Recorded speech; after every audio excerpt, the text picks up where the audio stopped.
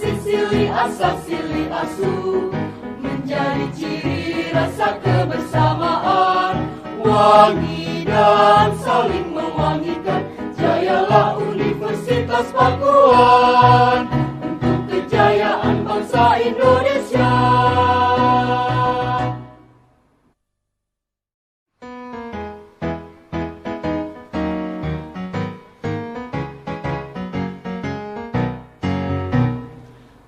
Universitas Pakuan, perguruan tinggi yang mandiri, bermanfaat bagi masyarakat Indonesia, jadikan insan berkualitas, cerdas, berakhlak, dan patriotik.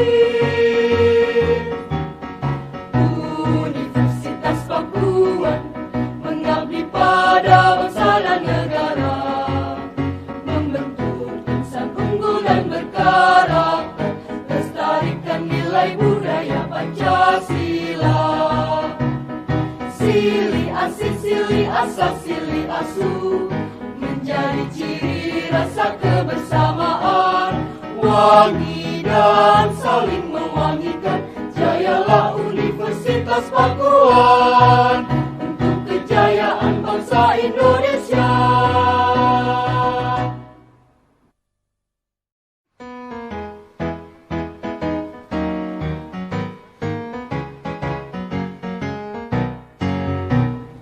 Universitas Pakuan, perguruan tinggi yang mandiri, bermanfaat bagi masyarakat Indonesia, jadikan insan berkualitas, cerdas, berakhlak, dan patriotik. Universitas Pakuan mengabdi pada bangsa dan negara, membentuk insan unggul dan berkarakter, lestarikan nilai budaya Pancasila. Silih asin silih asal silih asu, menjadi ciri rasa kebersamaan. Wangi dan saling mewangikan, jayalah Universitas Pakuan untuk kejayaan bangsa Indonesia.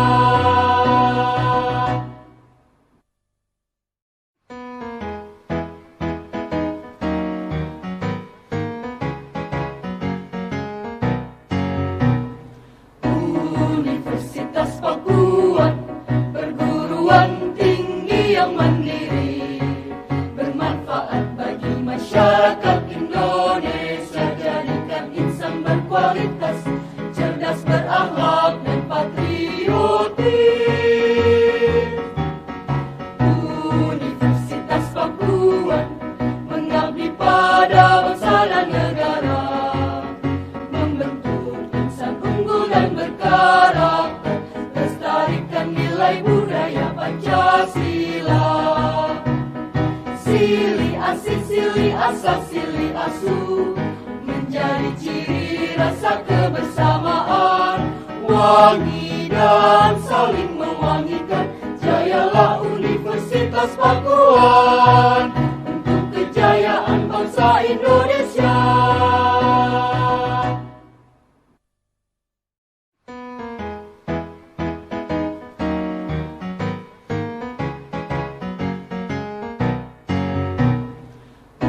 Universitas Pakuan, perguruan tinggi yang mandiri, bermanfaat bagi masyarakat Indonesia, jadikan insan berkualitas, cerdas, berakhlak, dan patriotik.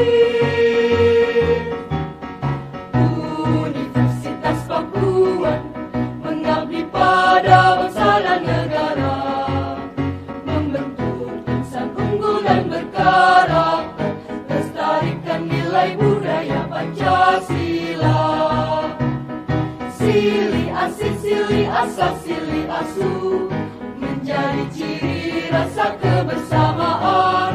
Wangi dan saling mewangikan, jayalah Universitas Pakuan untuk kejayaan bangsa Indonesia.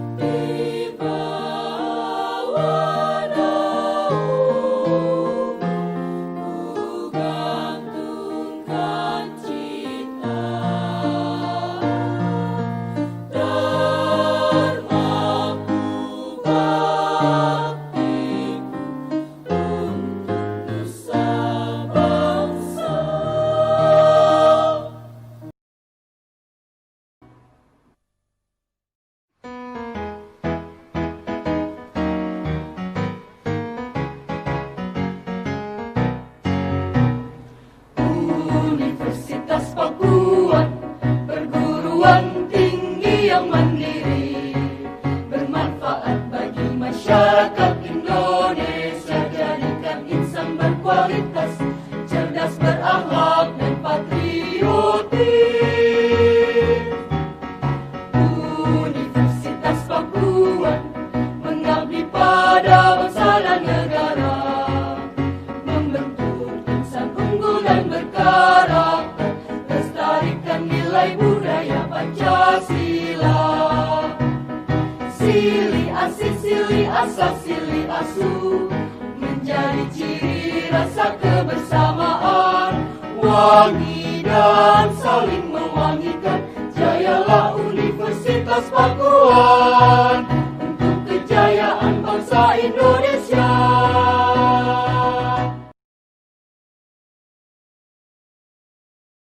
Unggul dan berkarakter, lestarikan nilai budaya Pancasila. Sili asih, sili asah, sili asuh, menjadi ciri rasa kebersamaan, wangi dan saling mewangikan. Jayalah Universitas Pakuan untuk kejayaan bangsa Indonesia. Sampaikan pesan ya.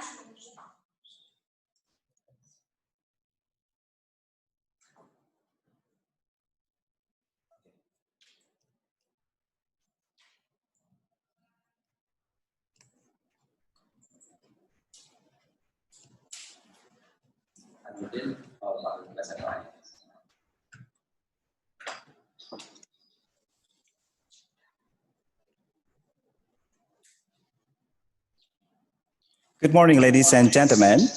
We are about to start the international webinar.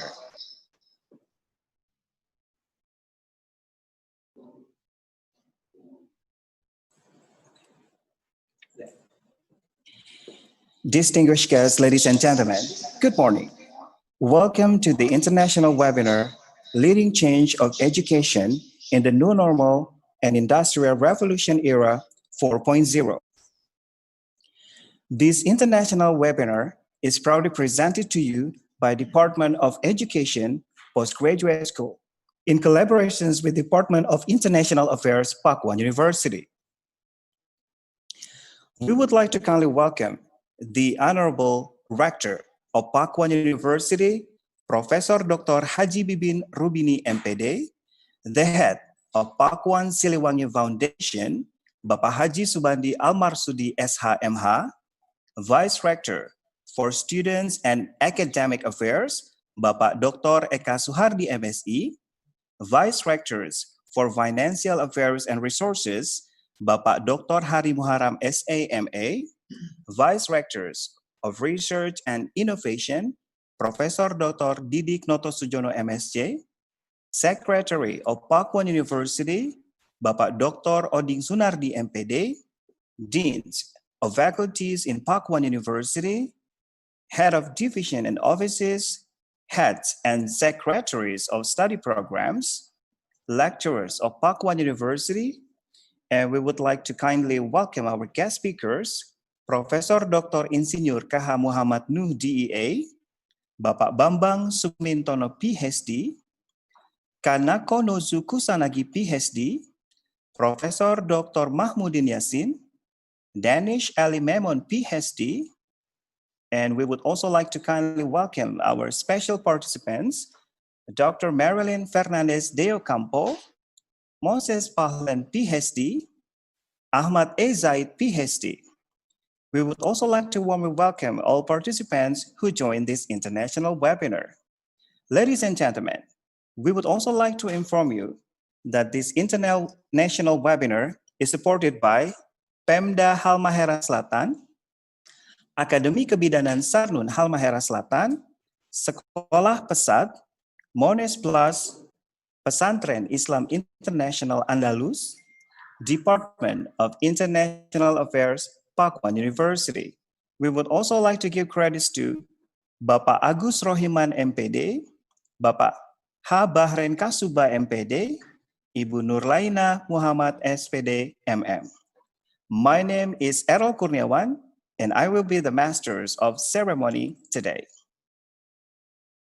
Distinguished guests, ladies and gentlemen, we would like to kindly invite you to sing our national anthem, Indonesia Raya.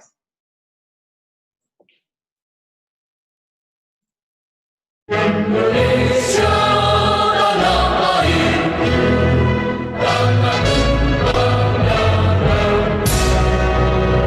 Di sanalah aku berdiri, jadi pandu hidup. Indonesia kebangsaan, bangsa yang tanah air. Marilah kita bersatu, Indonesia bersatu. Hiduplah Kanako, hiduplah negeriku, bangsaku, rakyatku semuanya. Bangunlah jiwanya, bangunlah badannya, untuk Indonesia Raya. Indonesia Raya, merdeka, merdeka, tanahku, negeriku yang ku cinta. Indonesia Raya, merdeka, merdeka, hiduplah Indonesia Raya. Indonesia Raya, merdeka, merdeka, tanahku, negeriku yang ku cinta. Indonesia Raya, merdeka, merdeka, hiduplah Indonesia Raya.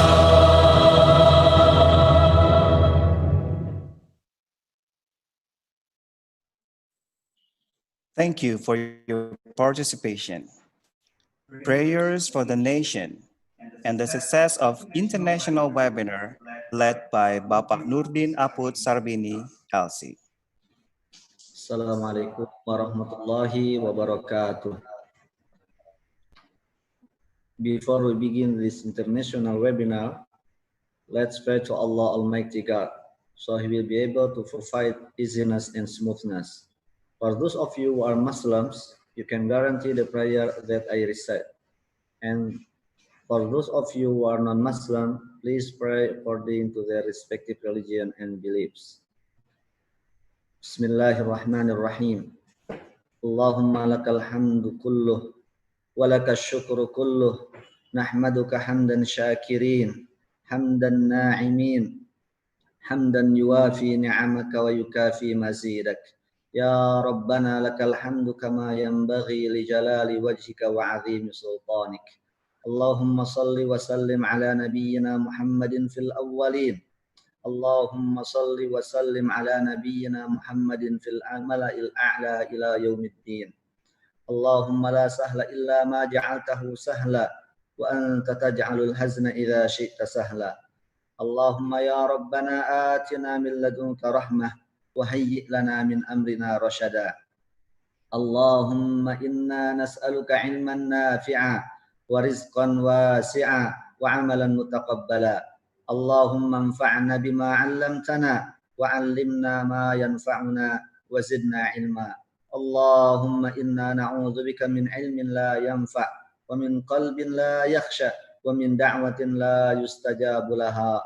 Rabbana atmim lana nurana waghfir lana innaka 'ala kulli syai'in qadir. Rabbana atina fid dunya hasanah wa fil akhirati hasanah wa qina 'adzaban nar. Wa sallallahu ala nabiyyina Muhammadin wa ala alihi wa sahbihi wa sallam wa akhiru da'wana anil hamdulillahi rabbil alamin. Thank you. Assalamualaikum warahmatullahi wabarakatuh. Ladies and gentlemen, now inviting the head of committee, Professor Dr. Tamrin Abdullah MM MPD, to deliver a speech.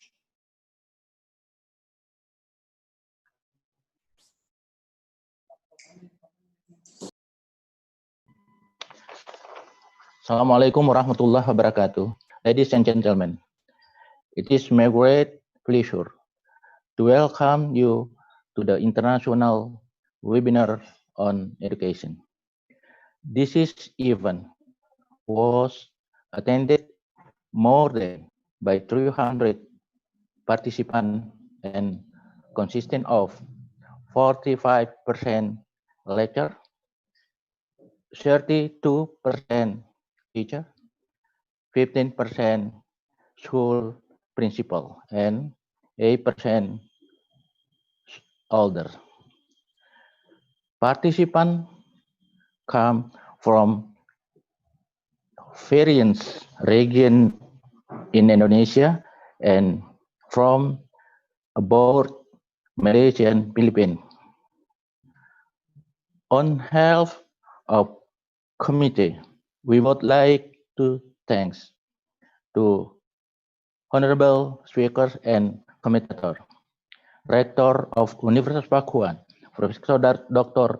Bibin Rubini, MPD, Vice Rector and Secretary of the University of Pakuan, Chairperson of the Yayasan Pakuan Siliwangi, Deans of Universitas Pakuan, and all the invited guests and ladies and gentlemen. Encore, we thanks organizer and sponsors. And we all respond. We would like the Rector of Universitas Pakuan, Professor Bibin Rubini, MPD, to the please to give a speech and the some time to open this international webinar in education. Thank you. Wabillahi taufiq wal hidayah. Assalamualaikum warahmatullahi wabarakatuh.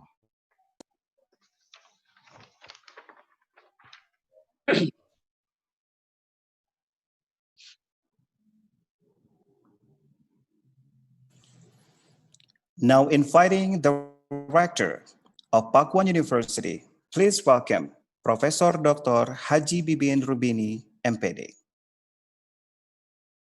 Thank you, Mr. Errol. Bismillahirrahmanirrahim. Honorable Head of Pakuan Siliwangi Foundation, Haji Subandi Al-Marsudi, SHMH. Honorable Keynote Speakers, Professor Dr. Ing Haji Suwarto Hadinata, Dean of Postgraduate School, Pakuan University, West Java, Indonesia. Honorable Profesor Dr. Insinyur K. Haji Muhammad Nuh, DAA, Indonesia Education Minister 2009-2014. Pak Bambang Sumintono, PhD, Senior Lecturer, University of Malaya, Malaysia. Kanako Nozu Kusanagi, PhD, Assistant Professor, Center for Advanced School Education and Evidence-Based Research, Graduate School of Education, University of Tokyo, Japan. Professor Dr. Mahmudin Yassin, former Deputy Minister of BUMN Indonesia. Danis Ali Memon, PhD, Assistant Professor of Tehran University, Pakistan. Honorable commentators, Dr. Marlene Fernandez de Compo, ALT Graduate Program Director, Assumption University, Thailand. Moses Palen, PhD, Deputy Director, Multilateral Trade Relations, Department of International Relations and Corporation, South Africa. Ahmad Azaid, PhD, Assistant Professor, Department of Industrial Management, Palestine Technical University, Kadorin, Palestine.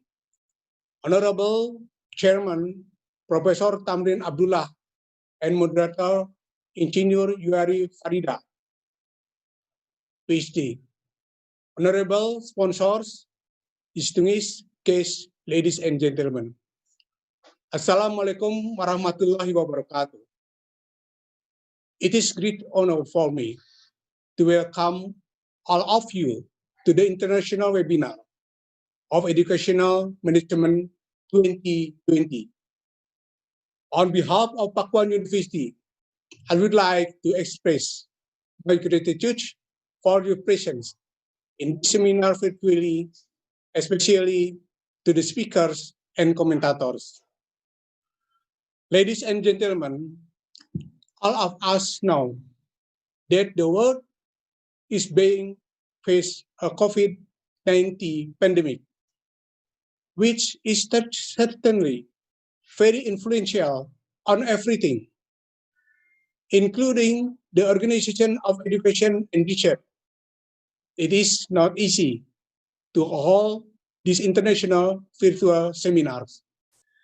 So many considerations and requirements should be fulfilled. Therefore, I highly appreciate this event.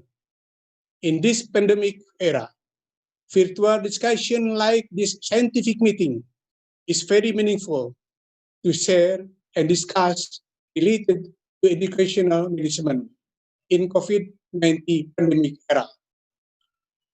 Like our slide, the Industrial Revolution 4.0 should keep going. ICT infrastructure should be provided to support educational activities. Do not make this COVID-19 as obstacles, but make them a mercy from God. There are a lot of goodness from every disaster that was created. We should be able to mitigate our unpredictable disaster in dealing with this dynamic situation and condition. Kita berada pada kondisi bumi yang dinamik. Di dalam perut bumi, pergerakan kulit bumi menyebabkan gempa terjadi di mana-mana. Menyebabkan juga longsor.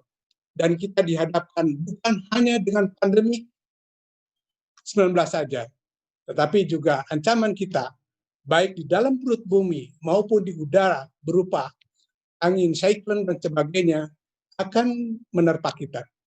Siap tidak siap, kita memang harus siap dihadapkan dengan berbagai bencana alam. We never thought that the world would be like today. The activities that have been distinct and neatly arranged with heavy heart should be just and adapted to the condition. I hope this virtual seminar can be able to add participant knowledge and managing education generally and managing education in pandemic areas especially based on research, result, and expertise study. Finally, by saying Bismillahirrahmanirrahim, kita memohon keridhaan Allah Subhanahu wa Ta'ala, International Webinar of Educational Management 2020, with the theme Leading Change of Education in the New Normal and Industrial Revolution Era 4.0 is proudly open. Thank you very much for your attention and enjoy the seminar happily. Assalamualaikum warahmatullahi wabarakatuh. Distinguished guests, ladies and gentlemen, Rector of Pakuan University will symbolically give certificates to our guest speakers. We will once again kindly invite the Honorable Professor Dr. Haji Bibin Rubini, MPD. Okay, thank you.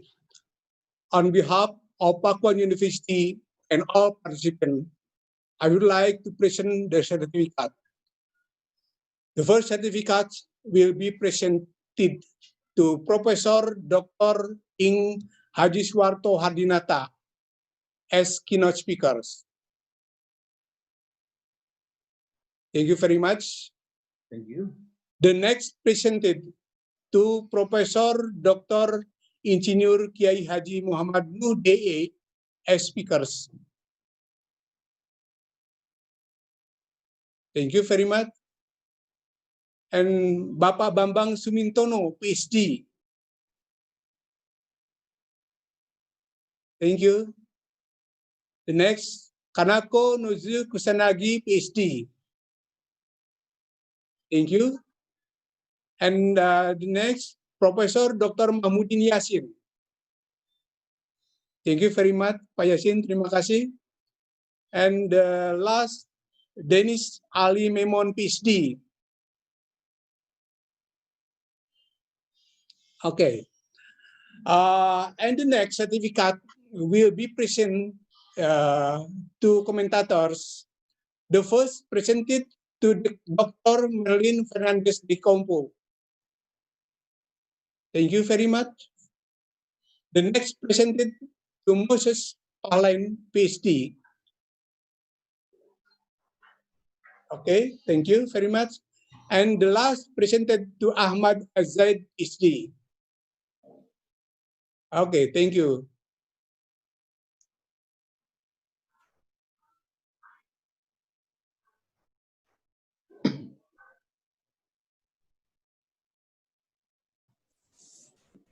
Okay, Mr. Errol, Yeah, thank you very much.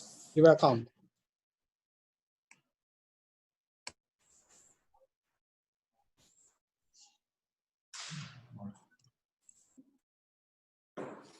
Ladies and gentlemen, now inviting our keynote speakers, Professor Dr. Ing Suwarto Hadinata. Professor Dr. Ing Suwarto Hadinata is currently Dean of Postgraduate School, Pakuan University. In 1993, he received his doctorate degree in computer engineering in Friedrich Alexander University of Erlangen, Nuremberg, Germany. In 1984, he completed Magister of Computer Science in Institute of Technology Bandung, Indonesia. In 1982, he completed Bachelor of Mathematics in University of Gadjah Mada, Indonesia. His field of specialization includes algorithm and computer programming, optimization with the help of simulation models, optimizations in the fields of education management, management information system, theory and practice in education, leadership, digital management. Ladies and gentlemen, please welcome our keynote speaker, Professor Dr. Ing Suwarto Hadinata.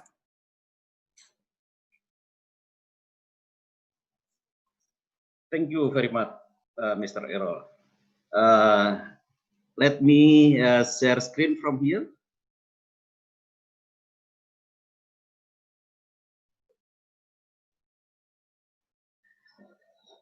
So, Bismillahirrahmanirrahim. Yang saya hormati Rektor Universitas Pakuan, Bapak Profesor Dr. Haji Bibin Rubini MPD, beserta jajarannya, para wakil rektor, para dekan, dan teman-teman struktural di Universitas Pakuan. Yang saya hormati Ketua Yayasan Pakuan Siliwangi, Bapak Subandi Al-Marsudi SHMH. Yang saya hormati Menteri Pendidikan Indonesia periode 2009-2014, Profesor Dr. Muhammad Nuh. Distinguished speaker and commentator, here we have Dr. Bambang Sumintono from Malaysia, Dr. Kanako Kusanagi from Japan, Profesor Dr. Mahyudin Yassin, former Deputy Minister of BUMN, Dr. Danis Ali Memon from Pakistan, Dr. Merlin Fernando de Campo from Thailand, Dr. Moses Prahtani from South Africa, and Dr. Ahmed Zaid from Palestina. Distinguished chairman of the webinar, my colleagues, Professor Dr. Tamrin Abdullah, and the organizing committee of this webinar, distinguished webinar participant, ladies and gentlemen, Assalamualaikum warahmatullahi wabarakatuh. It is my great pleasure to stay here and share information with you about the building literacies to face the Industrial Revolution era 4.0. What is literacy? Literacy in this sense here is the ability to know, to understand, to apply, and to develop something. Mostly, the meaning of literacy is the ability to read and to know something. But here we have the ability, literacy is the ability to know, to understand, to apply, and to develop something. Ladies and gentlemen, the question mark is, In addition to the field that we pursue, what literacy we do need to face the Industrial Revolution 4.0 era?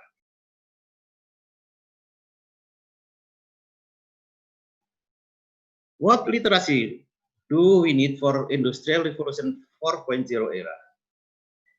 In addition to the field that we are engaged in, the other literacy we need are: first, language literacy; second, data or information literacy; third, technology literacy; and the fourth is environmental literacy.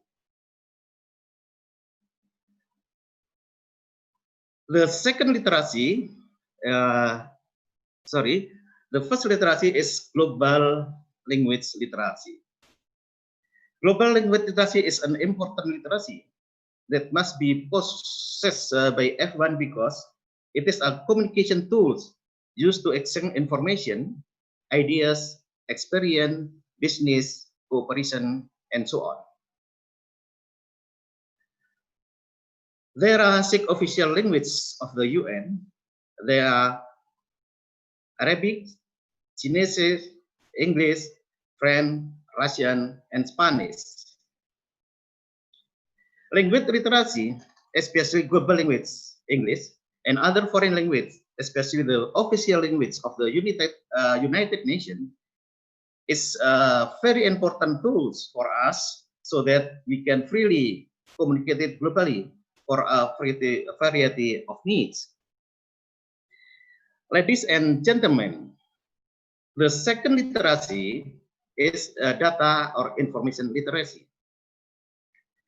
Data or information literacy is the ability to recognize, to understand, and to apply it to support appropriate and accurate decision making.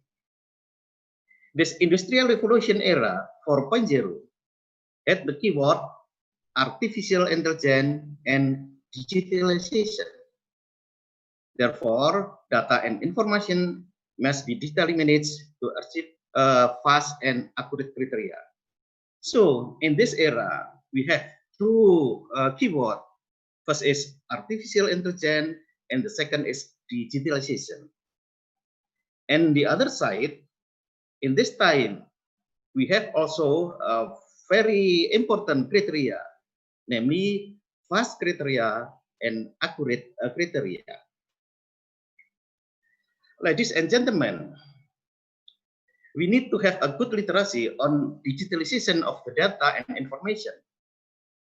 We must also have a good ability in processing data and metadata for various decision-making needs. I say here, beside data, we have also metadata. What is metadata? Metadata is information from the data that we have.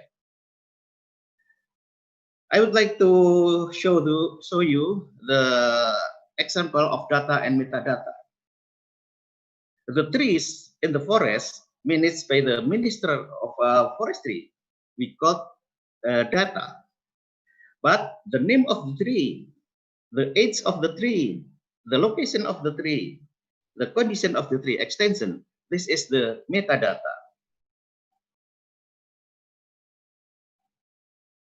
Analysis can be done on its own data or metadata. For example, analysis of a disease that occur in trees in the forest. That means we analyze on the data. But if we analyze of how many trees have disease, that means we analyze on metadata. So for a decision maker, we need mostly analyze in the metadata. The third literacy is technology literacy. Technology literacy is the ability to recognize, understand, apply, and develop the technology itself.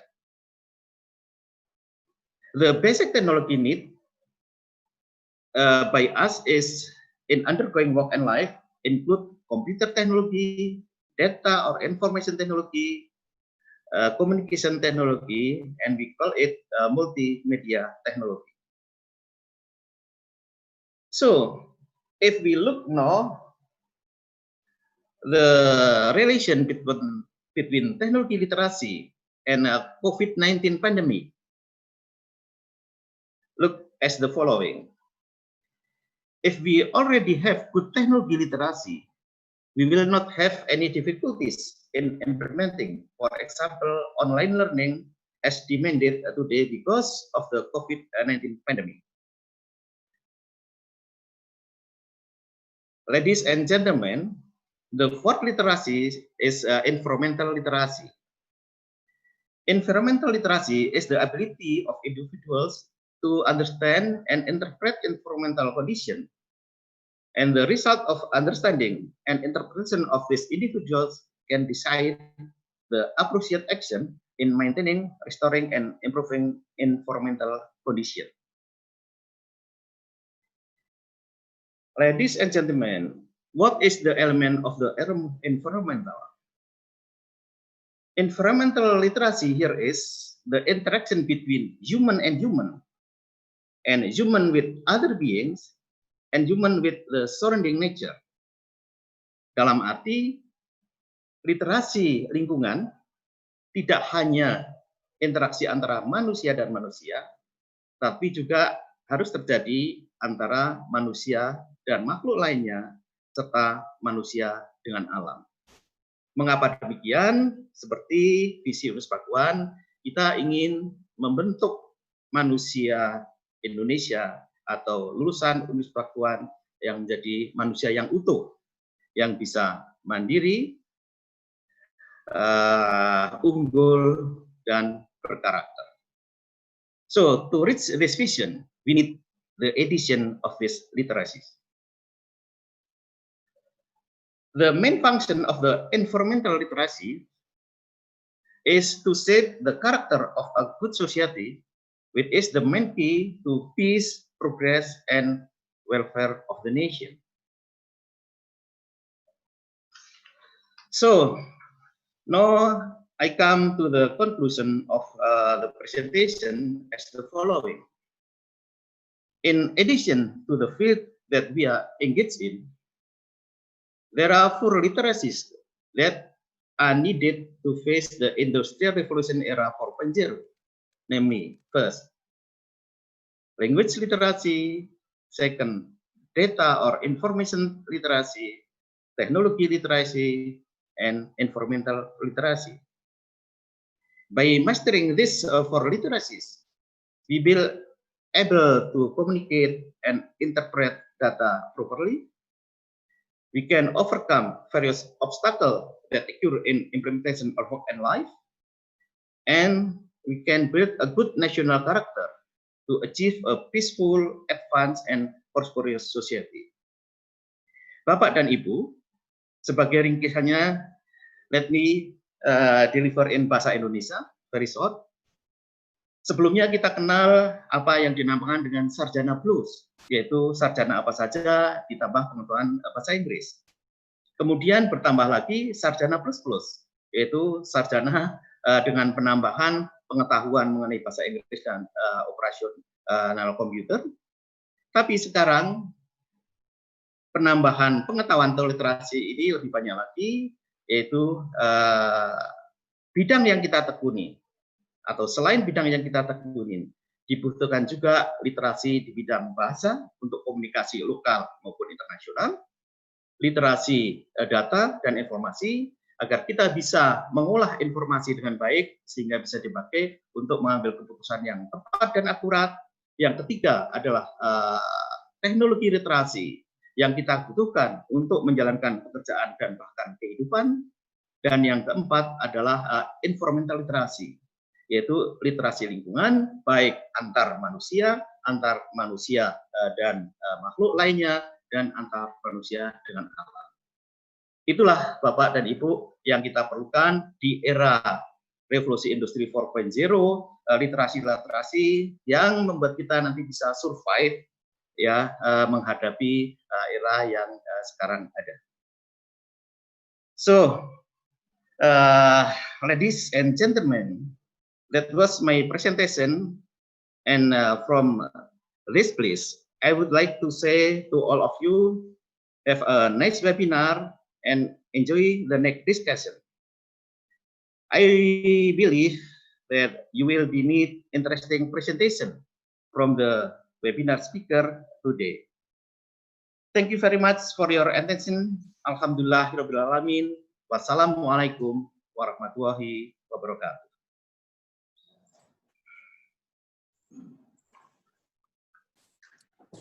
Distinguished guests, ladies and gentlemen, we are about to see some presentations given by our invited speakers. This session will be moderated by Ibu Insinyur Yuari Varadia, MSc, PhD. Please enjoy. Thank you, Mr. Errol. Happy morning to all of the participants leading chains of education in the new normal and industrial revolution 4.0 era webinar international conference. Happy morning also for Professor Bibin, our rector, Professor Suwarto, the Dean of Postgraduate, Universitas Pakuan. Before we start, also, I would like to say hello first to all the speakers. Professor Muhammad Nuh. Assalamualaikum, Prof. Waalaikumsalam, Ibu. Terima kasih semuanya. Ya, selamat semuanya. Ya. Alhamdulillah, waalaikumsalam. And then the next speaker, Bapak Dr. Bambang Sumintono. Dr. Bambang, Pak Bambang. Ya, baik Bu, terima kasih. Wassalamualaikum semuanya. Yeah. And then the third, from far away from Indonesia, Associate Professor Kanako Nozu Kusanagi. Hello, good morning. Good morning. Here. Yeah, happy morning. And then the fourth is Professor Dr. Mahmudin Yasin. Assalamualaikum, Prof. Yasin. Assalamualaikum, terima kasih. Ya, Salam alhamdulillah. hormat untuk Pak Nuh, senior saya. Sahabat lama ini, sahabat lama. Salam hormat, Prof. Alhamdulillah, alhamdulillah. This webinar will gather us together here, okay? And then the last speaker is also far away from Indonesia, from Pakistan, Dr. Dennis Ali Memon, my friends. Where is Dr. Dennis? Thank you. Yes. And then the others also, I would like to say hello first before we start for our commentators. Yeah. Also first for Dr. Marilyn Fernandez de Ocampo. Sawadika. Hello, Dr. Marilyn. Sawadika. Sawadika. Okay. Good morning, everyone. Good morning. And then, wow, this is even very far from South Africa, our second commentator, Dr. Moses Pahlan. Good morning, Dr. Moses. Dr. Moses, but I wish he will be here. Okay. And then the last commentator, I would like to say hello to Ahmad Zaid, PhD, Dr. Ahmad Zaid from Palestine. I know still. Assalamualaikum. Good morning for everybody. Waalaikumsalam, Dr. Ahmed.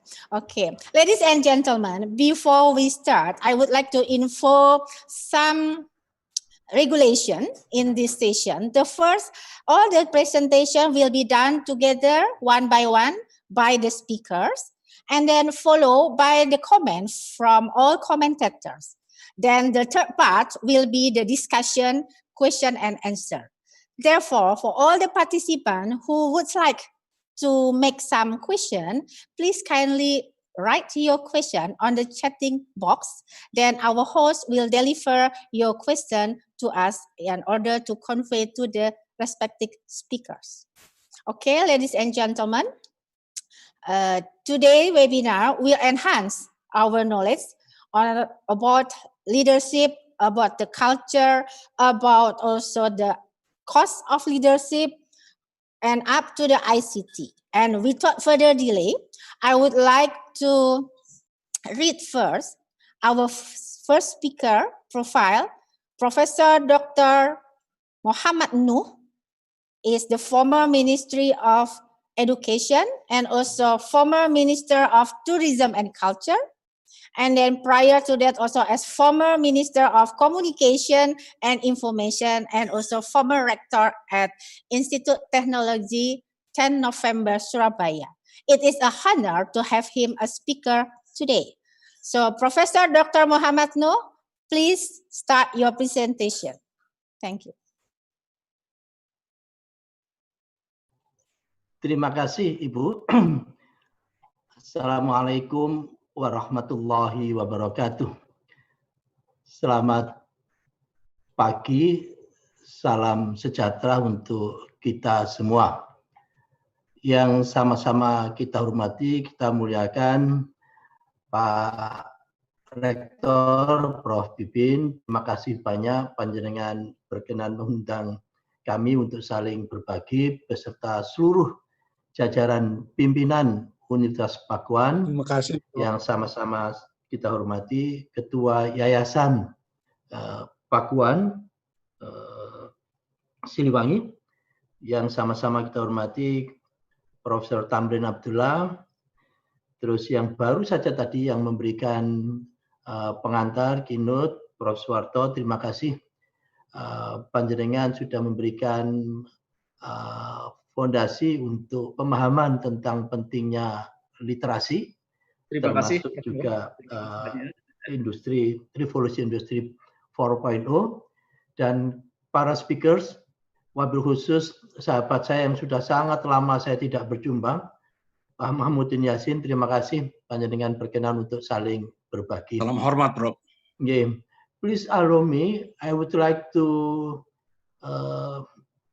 deliver my speech in bahasa Indonesia, and I will be the mix with the English. Terima kasih. Jadi yang pertama, saya kira saya ingin menyampaikan rasa hormat kepada keluarga besar Universitas Pakuan yang sudah mengambil inisiatif untuk melakukan sharing tentang keilmuan ini, meskipun sekali lagi kita harus melakukan ini sama-sama kita akui karena terpaksa. Saya yakin kalau tidak ada urusan COVID, mungkin saya lebih senang ke Bogor daripada virtual dengan Bogor maupun dengan yang lain. Gitu. Oleh itu sekali lagi saya sangat berterima kasih pada semuanya. Ibu-ibu dan bapak sekalian, nanti ada dua bagian saya ini. Mohon Ibu moderator, yang bagian pertama tidak usah dihitung waktunya dulu karena ini pengantar. Jadi pengantar itu di mana-mana lebih panjang daripada yang diantarkan. Seperti saatnya kalau kita menghantarkan pernikahan, itu pernikahannya sendiri itu sangat pendek. Cukup qabiltu nikaha wa tazwija bil mahril mazkur, itu sudah selesai. Tapi antaranya lama sekali itu. Nah, oleh karena itu ini pun juga kira-kira begitu. Ya. Baik, saya ingin mengquote karena kita urusan pendidikan. Saya kira ada kata-kata mutiara yang sangat bagus dari Sayyidina Ali, yaitu apa? Didiklah anakmu sesuai dengan zamannya, sungguh mereka akan menghadapi masa yang berbeda dengan masamu. Ini menandakan bahwa pendidikan itu terus berubah. Tidak bisa pendidikan itu statis seperti kita dulu. Oleh karena itu tantangan terbesar saya kira Pak Rektor, khususnya bagi para guru dan para dosen. Para guru dan dosen ini kan sekolahnya dulu kala. Bisa 10, bisa 20 tahun. Ya, kayak kita angkatan kita ini mungkin sudah 30-40 tahun yang lalu. Disuruh ngajar sekarang. Ya. Hasil ajarannya itu dipakai untuk nanti. Ya. Padahal zaman berubah. Ini gimana ceritanya? Kulaan masa lalu, jualnya sekarang, hasilnya bisa dipakai untuk nanti. Saya kira kalau dari hanya sekedar dari sisi materi, banyak yang usang. Oleh karena itu esensinya bukan semata pada materinya, tetapi pada mindset dan perilaku itu. Sehingga bagi kita semua yang paling mahal adalah kemampuan, kesanggupan untuk terus belajar. Karena apa? Karena zaman berubah. Kalau tidak belajar, maka kita akan menjadi expired generation. Yang kedua, kalau kita mengelola dunia pendidikan, khususnya untuk taruhlah PAUD, TK, SD sampai itu hampir rata-rata kita tidak tahu bedanya. Potensinya itu yang nampak di anak-anak itu hampir sama semua. Hampir sama semua. Gitu. Baru nanti setelah dikelola sampai mahasiswa, sampai dengan lulusan, baru nampak bedanya. Ada yang warna merah, ada yang warna kuning, ada yang warna putih. Demikian juga anak-anak kita pada saat yang SD enggak tahu bedanya. Yang ini punya potensi dokter, yang ini potensi guru, ini apa, enggak tahu bedanya. Oleh karena itu tugas kita adalah menyemai potensi-potensi positif tadi itu, terus kita explore, sehingga pada akhirnya potensi-potensi positif tadi itu akan menjadi sesuatu yang keluar yang luar biasa. Ibu-ibu dan bapak sekalian yang saya hormati, Pak Rektor, jadi saya paling khawatir itu kalau ada pergeseran, ya, pergeseran education dan training. Ya, ini yang saya paling khawatir itu. Dan kadang-kadang kita terjebak bisa membedakan mana yang education, mana yang training. Padahal education itu seperti layaknya kita menyiapkan landasan pacu, runway. Di mana-mana yang namanya runway, itu pasti lebih panjang dari pesawatnya, dan pasti lebih lebar dari pesawatnya. Bahkan seakan-akan yang ada di sebelah kiri atau kanan ini, yang sebelah garis tebal itu hampir pasti tidak pernah dilalui oleh yang namanya pesawat. Tetapi itu harus dipasang. Harus dipasang. Karena apa? Karena bagian dari ekosistem. Sehingga jangan melihat fungsi pendidikan itu hanya sekedar mana yang dibutuhkan di lapangan, ini, dan seterusnya yang tidak butuh dibuangin. Jangan. Sekali lagi, jangan. Oleh karena itu, kalau modelnya begitu, itu namanya training. Ya, itu yang kebutuhannya sesaat-sesaat. Oleh karena itu, filosofinya sangat berbeda. Yang kedua, pendidikan itu kalau pinjam istilah fisikanya itu irreversible process. Ya, itu proses yang tidak bisa diulang. Contoh paling gampang, kalau kita punya es batu atau es lilin begitu, dipanasin, ini nanti akan jadi es cair. Es cair ini nanti kalau didinginkan akan jadi es batu lagi. Ini reversible proses yang bisa diulang. Tetapi kalau irreversible itu contohnya kalau kita punya telur, terus diceplok, dipanasin, jadilah telur ini, ceplok ini. Tapi kalau telur ini terus saya masukkan ke kulkas, tidak jadi telur lagi. Tapi jadi telur ceplok yang dingin gitu aja, tidak bisa kembali ke sini lagi. Nah, pendidikan itu seperti itu. Tidak bisa dikembalikan lagi, susah mengembalikannya. Begitu kita salah di dalam memberikan pelajaran, taruhlah di semester 5 misalkan begitu, mata kuliah X begitu, ternyata kita tahu salah. Kita tidak bisa lagi memanggil anak-anak angkatan 2020, dulu yang semester 5 itu materinya ada yang salah, kamu masuk lagi ya, kuliah lagi ya, mau saya betulin. Tidak mungkin. Ya, tidak mungkin itu. Dari situlah, maka kita harus sangat hati-hati di dalam mendesain yang namanya sistem pendidikan itu. Ibu-ibu dan bapak sekalian, pendidikan itu tidak bisa terputus, tidak bisa menunggu. Karena apa? Karena pendidikan itu mesin pencetak generasi. Begitu mesin pencetak generasi ini mandek, maka nanti akan ada generasi yang terputus. Oleh karena itu dalam kondisi kayak apapun, pendidikan ini harus tetap jalan. Tidak boleh terputus atau berhenti. Sehingga apa yang panjenengan gagas, Pakuan University gagas, seperti sekarang ini adalah bagian dari tidak boleh memberhentikan aktivitas pembelajaran itu. Ibu-ibu dan bapak sekalian, esensi pendidikan itu sebenarnya ada di sini, yaitu di belajar. Belajar. Termasuk belajar di universitas kehidupan. Itu esensi dari pendidikan. Begitu kita selesai tidak mau belajar, berarti kita sudah selesai. Oleh karena itu yang harus ditanamkan kepada anak-anak kita semua, pada diri kita semua, tidak boleh berhenti untuk belajar, termasuk belajar di universitas kehidupan. Sehingga ibu-ibu dan bapak sekalian, ini panjenengan semua sudah sangat paham lah, sudah pirsa semua. Kalau saya pinjam punyanya UNESCO, itu tentang belajar, itu kan belajar bagaimana kita bisa mengetahui. Learn how to know. Belajar gimana caranya supaya saya bisa melakukan sesuatu. Learn how to do. belajar supaya saya bisa menjadi sesuatu, menjadi seseorang, learn how to be. Dan yang tidak kalah penting, gimana caranya kita bisa belajar supaya bisa hidup bersama-sama, learn how to live together.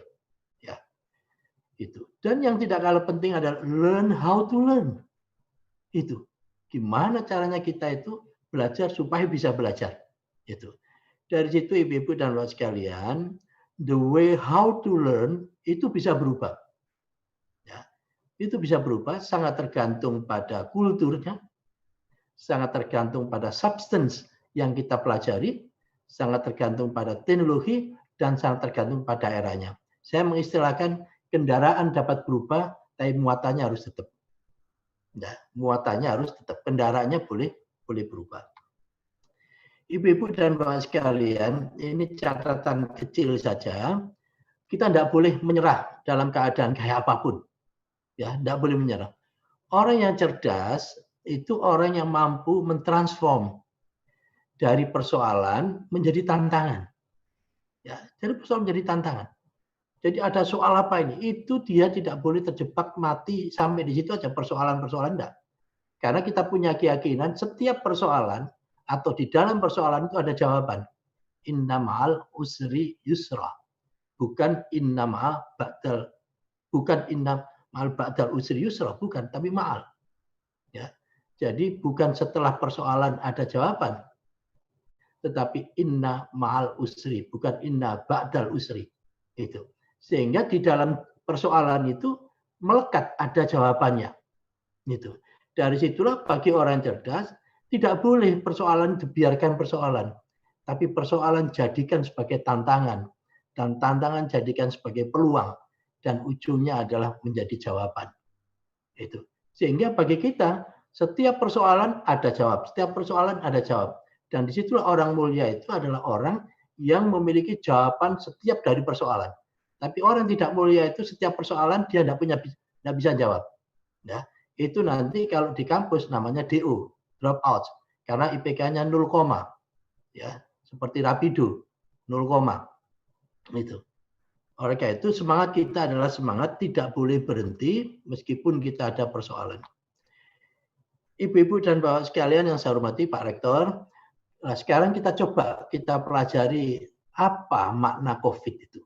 Nah, kalau kita pelajari, saya tidak melihat dari aspek ilmu kesehatannya, tapi dari universitas kehidupannya.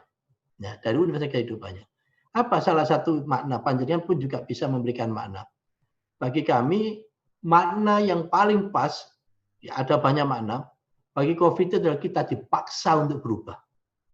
Dipaksa untuk berubah. Entah dipaksanya itu akhirnya kita sadar, atau kita dipaksa terpaksa. Tidak apa-apa. Yang penting berubahnya. Karena kalau kita tidak berubah, habis kita. Itu.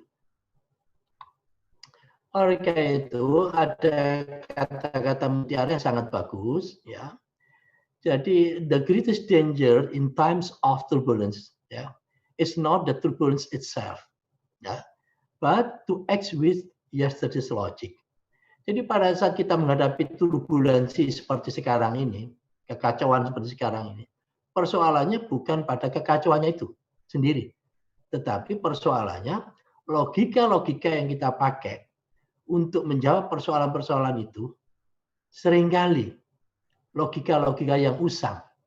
Akibatnya apa? Persoalannya baru, logikanya logika lama. Nggak nyambung. Disconnect. Itu. Sehingga dari sinilah kita harus terus belajar itu. Yang kedua, the true test of leadership is how well you function in a crisis. Jadi sejati-jatinya tes dari kepemimpinan kita, baik mulai Pak Presiden sampai dengan kita sebagai kepala rumah tangga, itu pada saat kita memasuki fungsi krisis. Kalau pada saat krisis kita bisa menjalankan fungsi-fungsi kepemimpinan kita, maka disitulah berarti leadership kita jalan. Dan ujungnya lagi, karena kita harus berubah tadi itu, maka akan ada new normal. Nah, akan ada new normal. Begitu ada new normal, berarti ada new need. Ada kebutuhan baru. Kalau ada kebutuhan baru, berarti ada new solutions. Ya, ada new solution. Sehingga dari sinilah kalau saya pinjam kaidah fikihnya itu, yaitu al-muhafadzatu al-qadimus sholih wal akhdu bil jadidil aslah. Ini kaidah fikihnya begitu. Jadi mempertahankan yang lama yang masih baik dan mencari yang baru yang lebih baik. Itu. Nah, mencari yang baru yang lebih baik inilah yang harus dieksplor terus. Di sinilah fungsi inovasi itu di sini. Tetapi Prof. Bibin, Ibu-ibu dan Bapak sekalian, Pak Maudin Yasin, ya, saya tidak berani menggunakan kaidah ini untuk urusan rumah tangga, ya, tidak berani mempertahankan yang lama yang masih baik dan mencari yang baru yang lebih baik. Saya tidak berani. Ini kalau panjenengan mau ambil, silahkan ambil, tapi saya tidak berani ambil itu. Ini untuk kaidah non rumah tangga, gitu, ya. Gitu, ya. Ibu dan Bapak sekalian yang saya hormati, persoalannya sekarang kita itu sudah masuk ya di persoalan yang sangat khusus, yang sangat rumit. Maka yang harus kita siapkan adalah how to recover. Gimana recovery-nya itu? Karena kita sedang begini. Persoalannya, kalau kita modelnya model V begini, huruf V, itu begitu kita sampai di dasar bottom line, kita langsung bisa recovery, langsung bisa kembali. Kalau ini enak. Itu sampai di dasar jebret langsung naik. Itu. Nah, kita tinggal menunggu kapan kita sampai di bottom line-nya ini. Tetapi bisa juga dalam bentuk U-shape. Jadi setelah sampai di bottom line, ini tidak naik-naik. Naik terus begini, terus baru naik. Ini berat. Tetapi yang tidak boleh kalau kita sampai kejebak di L-shape. Jadi begitu sampai di bawah, terus begini tidak naik-naik lagi. Lah ini naudzubillah, jangan sampai terjadi. Kita berusaha semuanya untuk seperti ini. Karena kita tidak mungkin. Mohon maaf, Prof. Nuh. Times remaining 4 minutes, Prof. 4 menit lagi. Thank you, Madam. Ini baru pengantarnya nih. Nah, baru pengantarnya. Makan tadi pengantarnya jangan dihitung dulu. Jadi ini maknanya. Jadi yang pertama membuktikan keakuan ini runtuh. Nah, jadi justru yang harus kita dorong COVID ini, kita melakukan transformasi kekitaan. Dari saya menjadi kami, kami menjadi kita. Itu yang pertama. Yang kedua, kita itu hanya bisa dibangun kalau kita membangunnya social cohesiveness, yaitu prinsip kesalingan, saling memberi, saling menerima, dan saling ini. Yang ketiga, kita dipaksa untuk berubah. Dan yang keempat, saya pesan secara khusus, mohon Universitas Papua tetap harus menjalankan kitab sucinya. Dalam keadaan kayak apapun. Tidak boleh berhenti. Itu. Nah, perubahan sebuah keniscayaan, sadar atau dipaksa. Ya. Jadi ini saya kira pendapatnya Pak Charles Darwin itu benar. It is not the strongest of that survive, nor the most intelligent, but the one most responsive to change.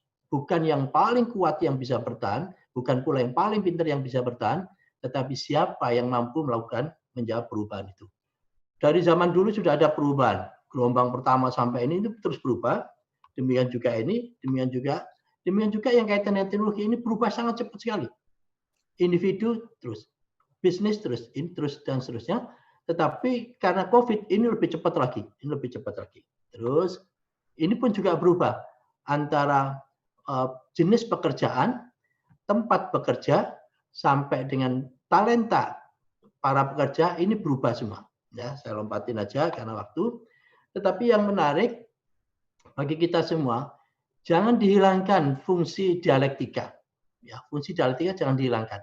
Karena apa? Karena yang sesuatu yang normal itu sebenarnya jadi tesis. Tetapi sesuatu yang baru itu akan menjadi antitesis, jadi di-challenge di sini. Maka interaksi antara antitesis sama tesis ini itu akan muncul sintesis. Dari sintesis ini akan ada muncul yang new normal itu. New normal ini akan menjadi normal biasa pada saatnya. Dan ini akan ditantang lagi oleh antitesis. Demikian dan seterusnya. Sehingga yang harus kita bangun adalah fungsi dialektika. Di ruang publik tidak boleh orang mengandalkan ada narasi tunggal. Yang benar hanya saya saja. Saya saja tidak boleh. 10 itu bukan 5 ditambah 5 saja. Tapi 10 itu bisa 2 tambah 8. Bisa 7 tambah 3. Demikian dan seterusnya. Saya lompatin. Excuse me, Prof. One minute. Oke. Ini perubahan-perubahannya, saya lompatin. Ini policy kita. Policy kita itu bukan belajar di rumah, tapi belajar dari rumah. Bukan belajar di rumah, tapi belajar dari rumah. Oleh karena itu, ini saya lompati. Ini nanti mohon bahan diskusi. Ini yang terdampak kita. Ya, ini yang terdampak. Ada 68 juta anak yang terdampak. Perguruan tinggi ada 8 juta. Ya. Nah, kalau kita mau belajar dari rumah, maka syaratnya adalah infrastruktur digital harus terjamin. Kalau tidak, kita akan mengalami losses in learning. Ini yang paling bahaya. Losses in learning, dan itu akan menjadikan learning kita mengalami poverty, dan bisa jadi kita stunting in learning. Saya kira itu yang bisa saya sampaikan. Ini tadi Prof. Harta, rumus dasarnya pakai ini saya, dan seterusnya. Demikian, nanti bisa kita kembangkan di diskusi. Ini skenario-skenarionya. Sekali lagi, terima kasih. Mohon maaf kalau ada khilaf. Assalamualaikum warahmatullahi wabarakatuh. Waalaikumsalam. Apologize, Prof. No. To cut the time. Nyun sewu, Prof. Okay. Thank you. Ladies and gentlemen, so we come to the next speaker. Bambang Sumintono, PhD. But before that, let me introduce for a while. Bambang Sumintono, PhD, is a PhD in education. He is a senior lecturer at the Faculty of Education, University Malaya, and also before that as the senior lecturer at the Faculty of Education, University Teknologi Malaya. He also used to work at the World Bank Jakarta and also at the Center of Betterment of Indonesia in Education. He also as the editorial board member about school leadership and management, and also a lot of papers in the Scopus or ISI journal. So without further delay, we would like to welcome Dr. Bambang Sumintono, as we are really pleased to have Dr. Bambang with us today. Dr. Bambang, please, your start.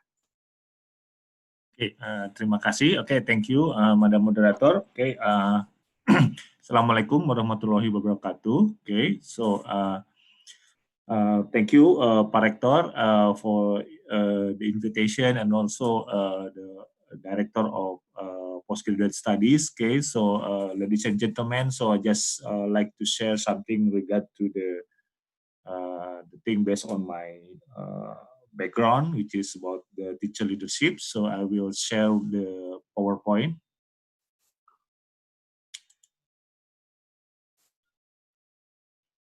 So everybody can see this one?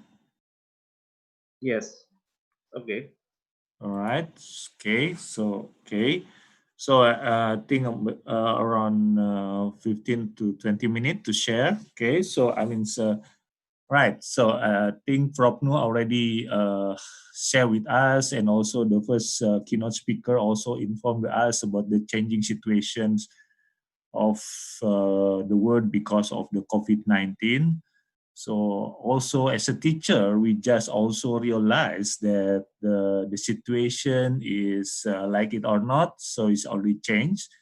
And some people most likely are relying on teachers to continue teaching the student, right? And then sometimes also the teacher itself, so writing the instruction from the principal, right? So the real situation is most teachers have their own initiative, right? So when the teacher have their own initiative, actually it is the manifestation of what we call as teacher leadership, right? So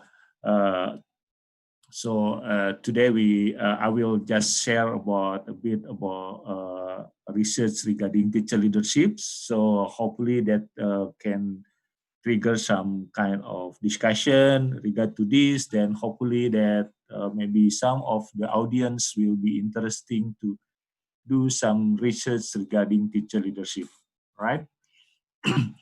Okay, so the first one, so we have to make sure we understand the differentiation between management and leadership, right? So when we talk about management, actually management is mostly about maintenance, right? So take caring about the institution, or it could be about organization, or it could be about military organization or business organization. But leadership is more than that, right? So leadership is focused on development. Development in terms of the people, development of the institution. So it is not just only taking care about the organization, right? So looking back to the leadership theory, so we know that it is something that research has been done in business sectors, right? So most likely we know about the great man theory, trait theory, behavioral. All of these become a good input when we talk about educational leadership, right? So actually, educational leadership itself doesn't have their own leadership theories. So most of us just borrow the ideas from sociology, psychology, or business sector in order to apply to the educational institution, right? Okay, something that really interesting in term when we discuss about educational leadership, right? The discipline itself. So formally, some scholars starting to discuss more organized regarding educational leadership in 1960s, right? So if you read the red book there, so it is discussed about the beginning that the scholars talking about education leadership, not about leadership itself in terms of military or business sector, but in terms of educational institution, right? Another comprehensive article wrote by Hellinger and Kovacevic that try to map out about the development of leadership theories in education.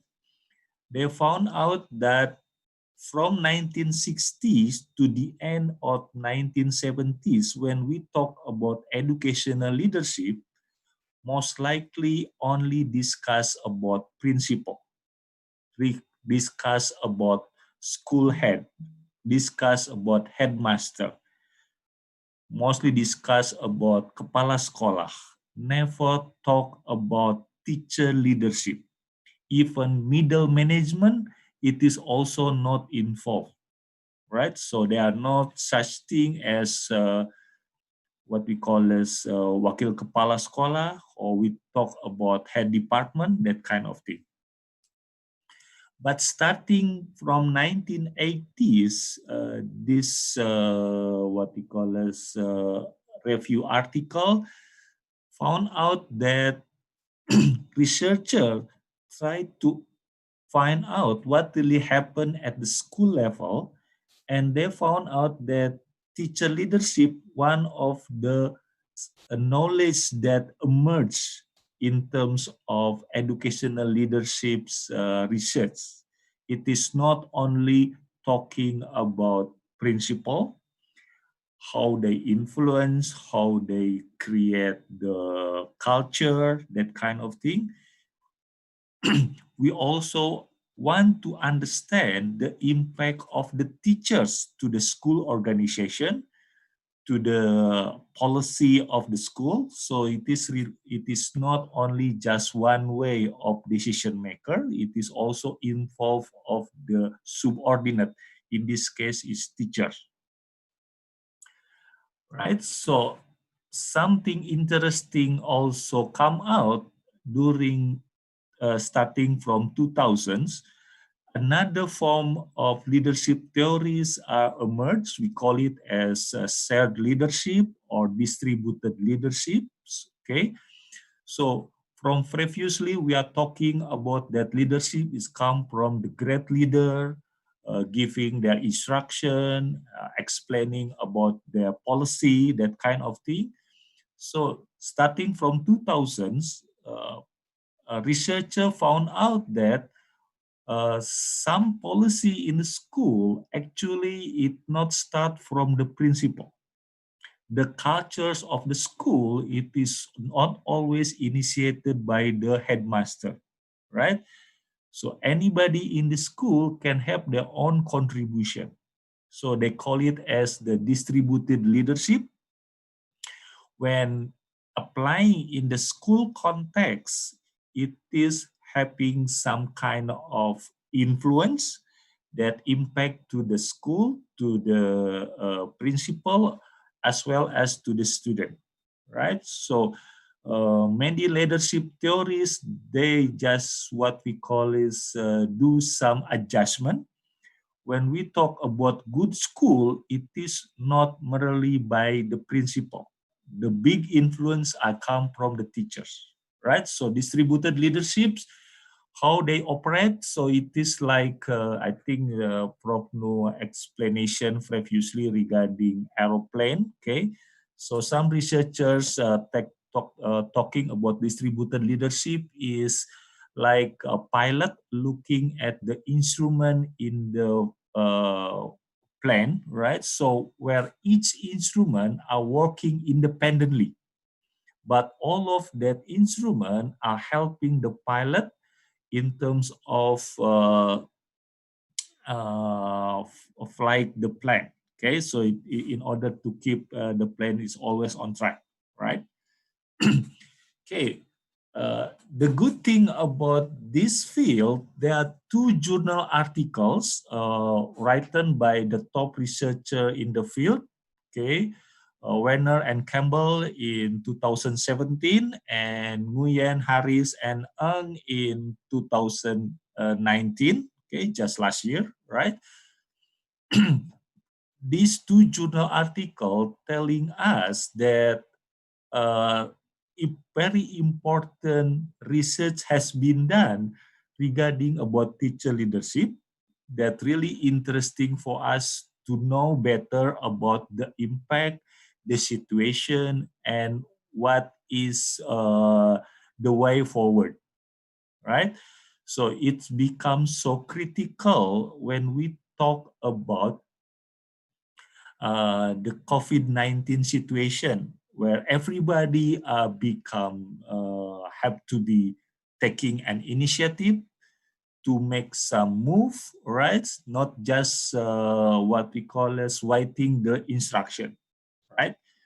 So the first one, when we talk about teacher leadership, it is about influence. It is not about formal authority. When the principal, for example, releasing a letter, right? It is not about that. It is about influence. And influence, it is a characteristic of leader, okay?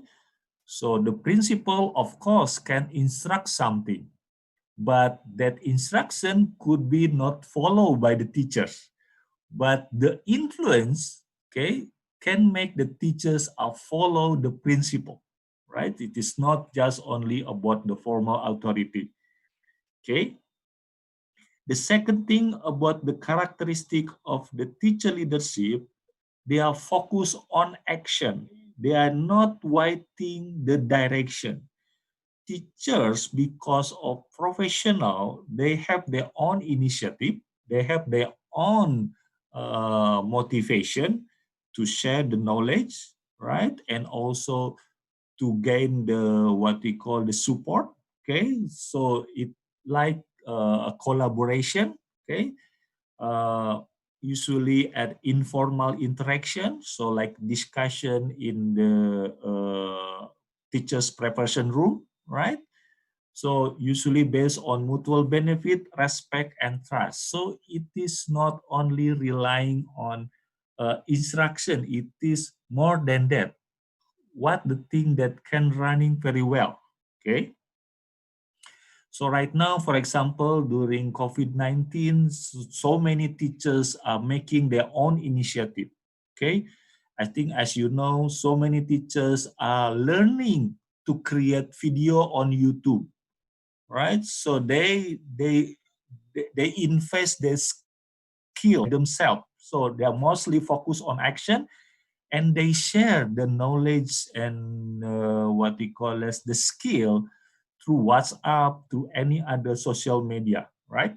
The third one, when we talk about teacher leadership, it is not only just one level. It influence to several levels, right? So it is going up to the principal, going in the middle with this peer, right? Another teachers, also going to the outside the school. For example, like regard to the parents and the teachers, the students, right? And the last one, it is always highly associated with the influence, with impact, and then the outcome. Okay, so it teachers know by themselves that their job is to improve the quality of teaching and learning, right? At the same time, also they know they have to promote school effectiveness, right? So when you give them room to improve, right? So most likely, naturally, they will work by themselves. Okay. So we move to the what happened to the teacher leadership in terms of education quality, right? So when you give more room to the teachers to do some kind of improvement, so it will improve about their human capital, right? So teachers have invest in terms of skills, okay, like professional development, doing some kind of improving their instructional, like action research. Okay, some of them also study by themselves, like joining the online seminar like this, right? So they create a Facebook group, for example, to support each other, right? At the same time, they also have we call it as a social capital, right? So it is based on mutual respect, so professional relationship. Okay, so formally maybe they joining the organization, like in Indonesia we call it as MGMP, right?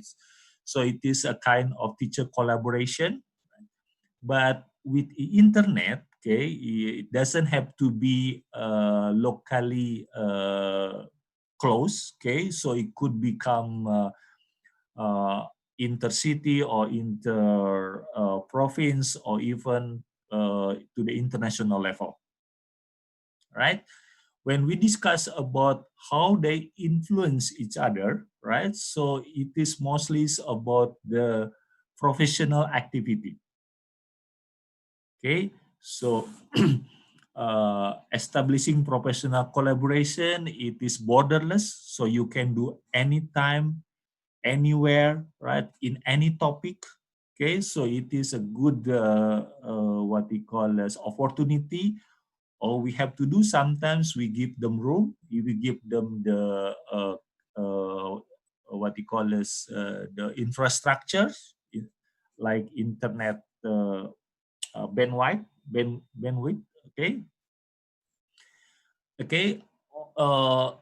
I'm sorry, Dr. Bambang. Time's remaining 4 minutes. I'm sorry. All right. Okay, thank you. Okay. Okay. So during COVID-19 pandemic, so we see that so many teachers are doing many innovation. So they also what we call experimenting a new practice. Okay, and they share it through, most likely through WhatsApp. Okay.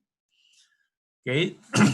So what happened when they are exercising the leadership effectiveness? So it will impact their school culture. So their school, it is not only just relying, could be on the traditional teaching and learning, right? And school structures is not always top down, so it's become much more what we call flat organization. They are not relying for the instruction. Okay, so principal leadership also, they know they don't have to do their formal instruction to make that school running. Okay, their relationship with the other teachers, so they know it is most likely is about that they have to have a mutual respect. Okay, and then it also impact to their own what we call as improving skills and personality. Okay, so if we want to measure the impact, so we can see about what really happened to the individual level, right? So another level like the intents of the discussion, okay, the product itself, okay, in terms of organization, so they are much more transparent, okay, and of course at the end we want to know about the impact to the student level. Is it student become happier, right? Students become know what to do, okay, so will be initiated to accomplish the task that they have to be done, right? And then at the end, so we know that teachers is always the very important person in the school.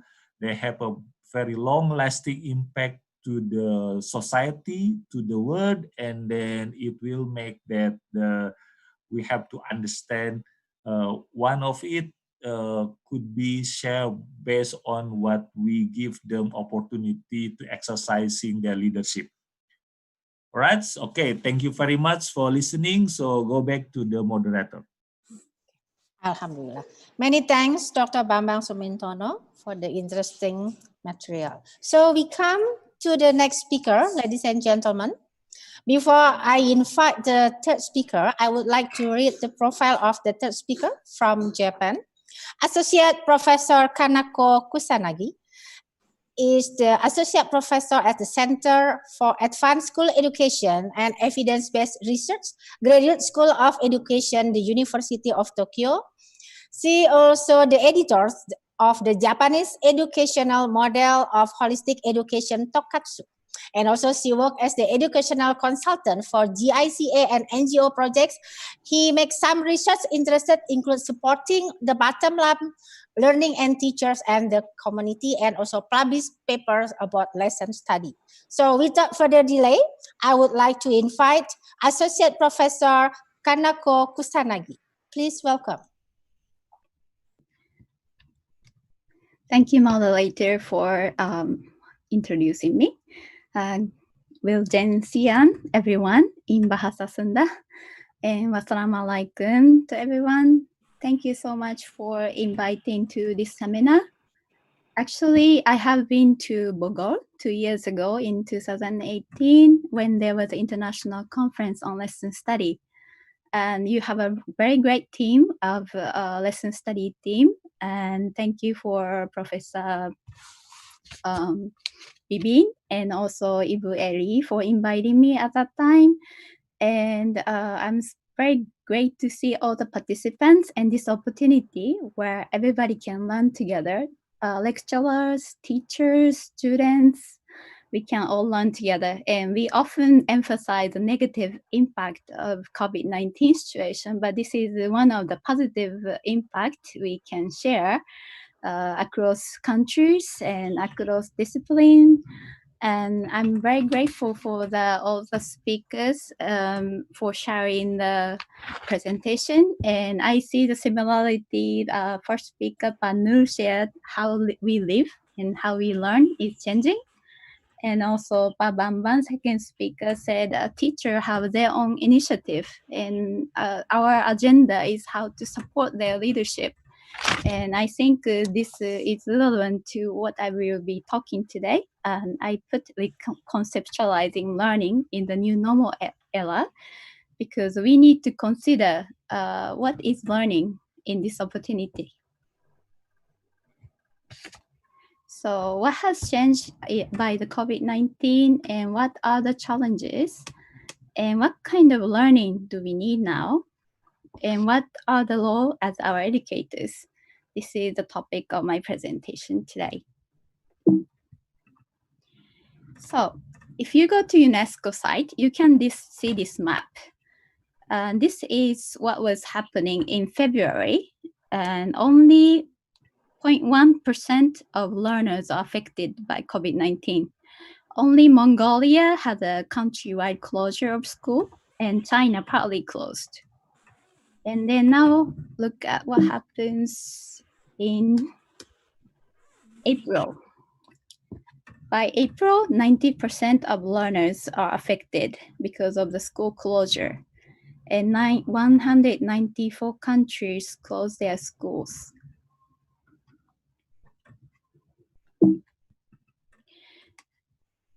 And this is what happens now. Some countries gotten better, like Japan. We have a better situation in Japan. Our schools are opening, and only 61% of learners are affected. And then, sorry. This is the Indonesian situation. So you still have a closure of school, and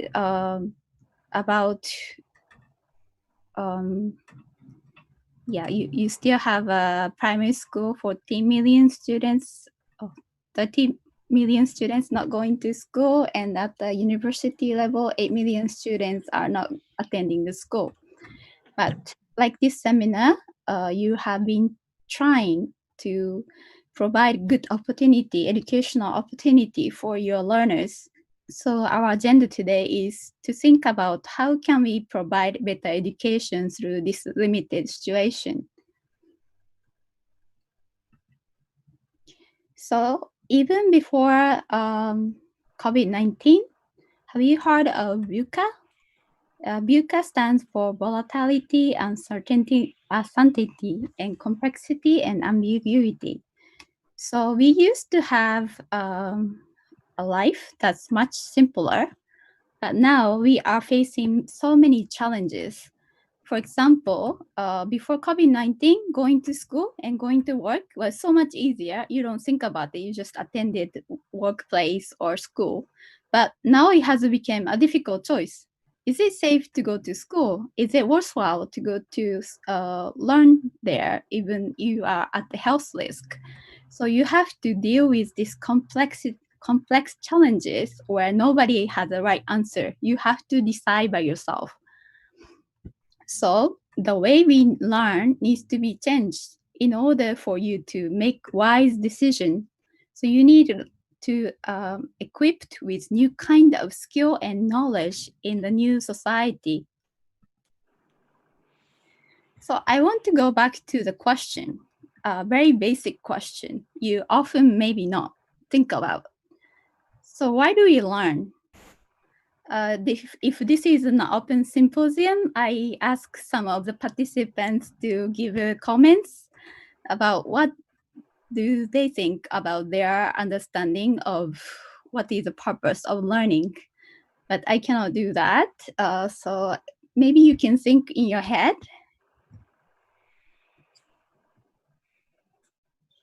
So for me, the reason for learning is to live a happy life.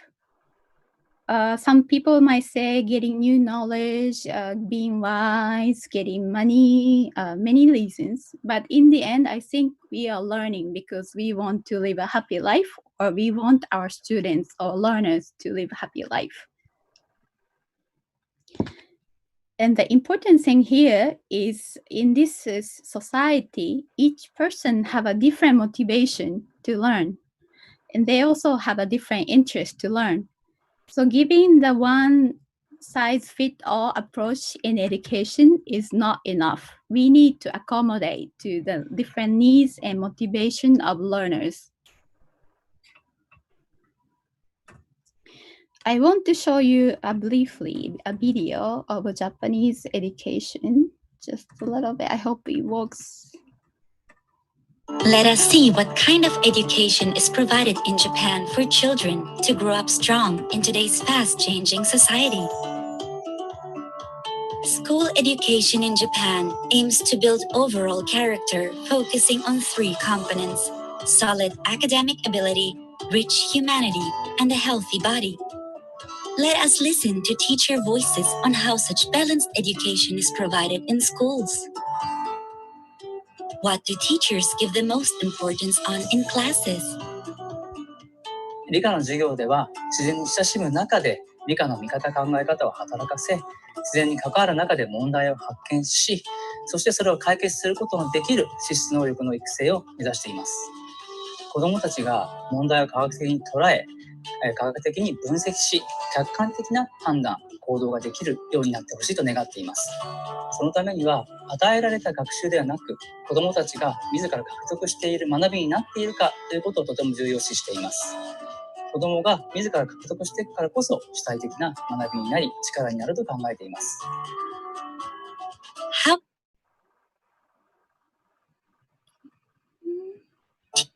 体育の授業。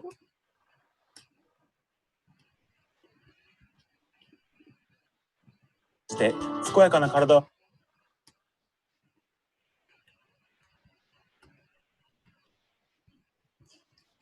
指導しています。また、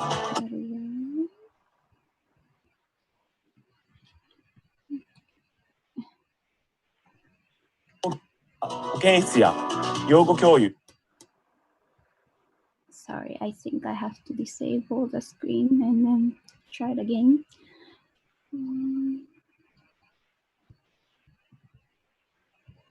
Sorry for the trouble. I hope you like the video.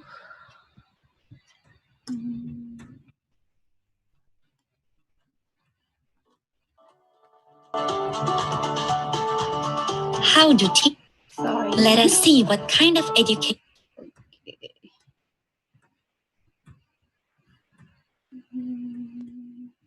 is provided in Japan for. Okay, I'm so sorry for the trouble. It worked just fine yesterday. Okay, I think I got it now.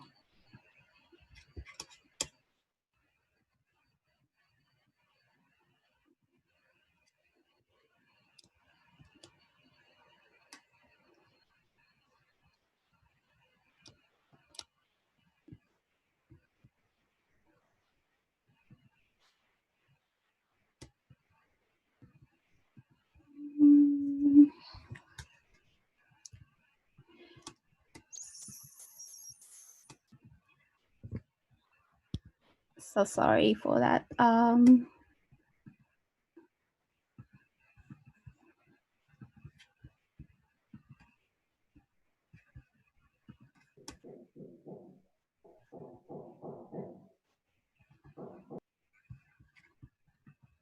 Excuse me, Associate Professor, or maybe you can start talk.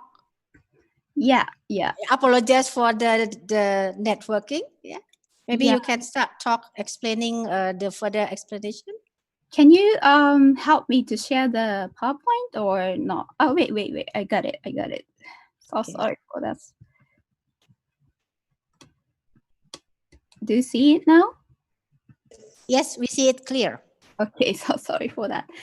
Okay, so I think I have to speed up a little bit. I'm so sorry for the trouble. This happens when we try new technology.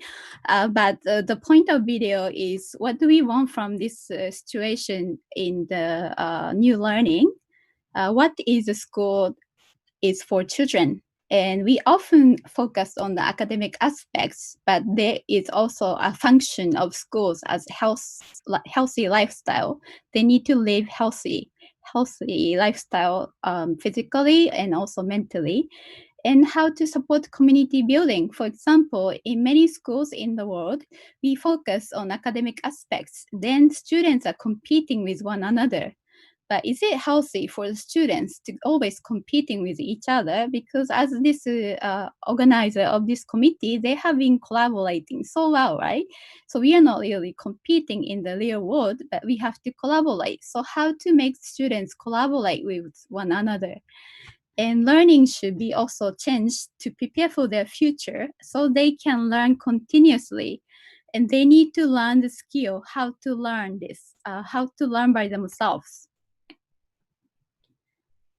And I will briefly go through this survey conducted by a Japanese scholar about the COVID-19 situation. So after the COVID-19, they used to go to school. So they used to go study at school in 11 hours.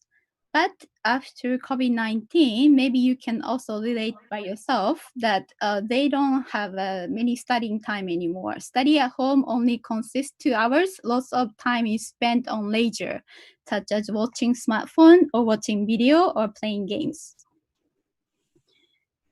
And when we think about how can we make this different to support increase the students' learning time, we often think about familiarity with IC. If teachers know or students know how to use ICT, will they be okay? Actually, according to the survey, there was no significant difference. There was a difference, but very small.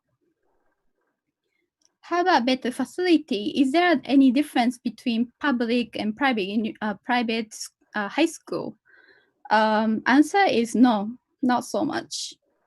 How about doing online lecture such as using Zoom rather than giving them just homework, kind of assignment they are given? Will that make difference? Actually, not so much. So maybe you may be a little bit surprised by this survey. Of course, this is a very small scale survey conducted to Japanese high school students, so the result may be different in different situations. But what then made a difference? What are the influential factors to increase their learning time? Actually, the social aspects of learning is very important for the students. For example, if they are enjoying school life, they are more likely, 7 more minutes more likely to study more. And if they have a good relationship with their peers, teachers, they study 57 minutes more.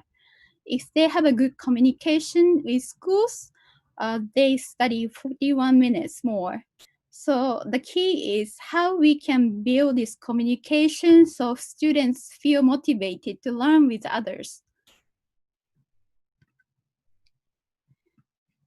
So building a caring community is needed, but on the other hand, there are so many challenges in this situation.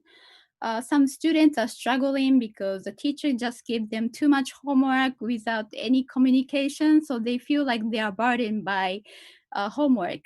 Parents also burdened by this because many teachers expect them to supervise their kids while they are working from home, which can be impossible.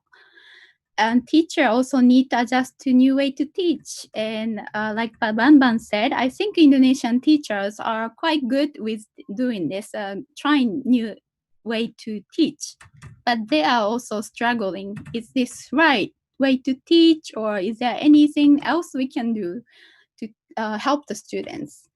And everyone is stressed from social distancing. So we need to educate learners, but we have to also think about these other aspects in their lives. And this is my friend's classroom in Malang. I have been working with Indonesian schools for 15 years.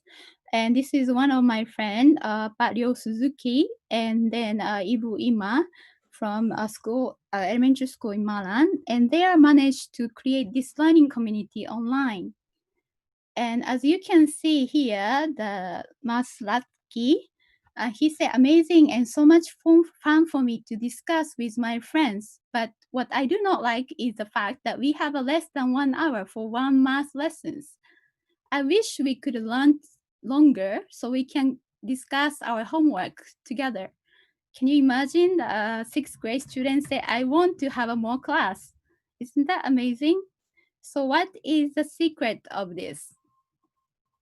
Actually, the secret is they have been learning collaboratively before COVID-19. So they are so used to working together in this way.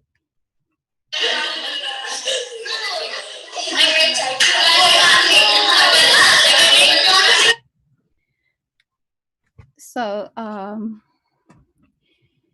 actually, the challenges we feel like there are online issues are actually not just online issues, but there are the issues we have been facing in the Buka society, in the changing world, even before. Excuse me, Prof. Okay. Excuse me for another 4 minutes left. Yes. Okay. Thank you. So we have to think about these issues, how to adjust the needs of interests of students so we can motivate them, and how to build trust relationship with students so they can collaborate. And also the students and teachers, they all need to make mistakes sometime in order to learn. So providing a safe learning environment is very important, but which often is not present in the schools or university these days. And they also need to be taught how to learn by themselves. So you need to change from curriculum implementer to you need to design a good lesson where students can learn by themselves. And content used to be given by a teacher, but as the video showed, if students are just given, they are not willing to learn. So if they need to explore them by themselves. So the educator needs to be facilitator and also to be a carer to provide this safe and good environment. And also to build a community based on trust and empathy rather than competition and top-down management. So a key in VUCA society is how to support students' learning. And the key words for me is care, dialogue, and collaboration.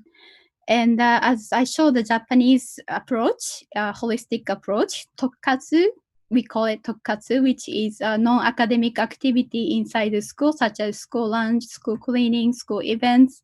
This could be one model to balance body, mind, and character building. And if you are interested about what I discussed today, there are resources here. And there are free resources. For the left one, it's a book. I'm one of the editor, but the first chapter of the book is available for free online. And then the website at the bottom, you can access, and then you can see all the free resources. So hatur nuhun, thank you very much. And again, I'm so sorry for the video problem, but despite that, I hope you got something, and I'm looking forward to discussion with you. Thank you very much. Yes, thank you very much. Arigato gozaimasu, Professor Kanako. Okay, ladies and gentlemen, we still have another two speakers. So let me read the profile of the fourth speaker, Professor Dr. Mahmudin Yassin, former Deputy Minister of State-Owned Enterprise and also a professor in Human Resource Management, Jakarta State University. Professor Yassin, also former Vice Minister, former Deputy Minister of Ministry of State-Owned Enterprise before, and also as the founder of the MY Consulting, is a consultant on organization, human resource, and restructuring. He also awarded Satya Lencana Karya Satya from the President of Republic Indonesia before. And it is a honor to have him as a speaker today. So please welcome for Professor Dr. Mahmudin Yassin to deliver his presentation. Prof.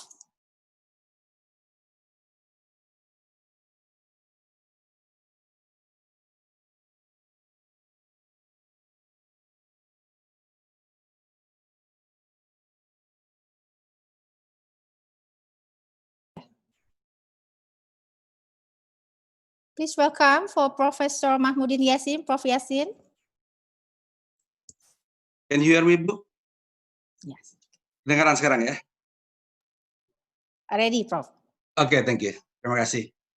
Terima kasih moderator. Thank you moderator. Thank you panitia yang sudah mengundang saya. Honorable Profesor Bibin Rubini, Rektor Universitas Pakuan. Honorable Ketua Yayasan Pakuan Siluwangi. Honorable Profesor Suwarto, Honorable Profesor Tamrin, last but not least, Honorable Pak Nu. Apa kabar Pak Nu? Salam hormat Pak Nu. Kawan lama senior saya. Distinguished speakers and also distinguished participants. Today we go to discuss about COVID-19, the new normal era and higher education, and how much the COVID-19 costs Indonesia. Next, I call it the disrupted COVID-19. Next. The disruptive nature of the COVID-19 has forced all of us to adopt technology.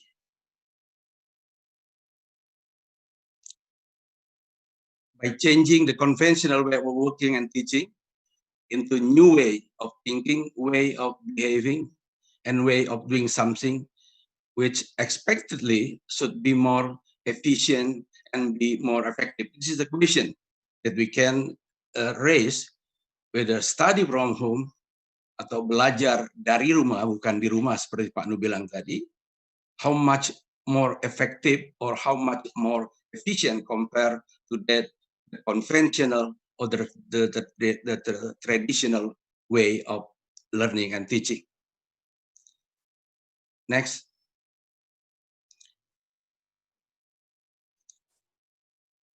As I stated earlier, the disruptive nature of the COVID-19 has forced all of us to adopt the technology. And the technology, the ICT strategy, in fact, is the backbone of competitive success of the organization.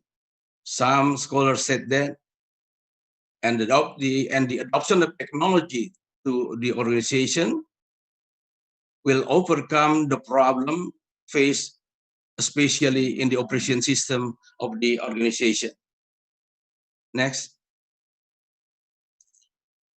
This is the cause of the COVID-19. No precise, no exact number yet of how much the COVID-19 cost Indonesian economy or cost the world. But the fact, as stated by Minister of Finance, Ibu Sri Mulyani, in front of the Budget Committee,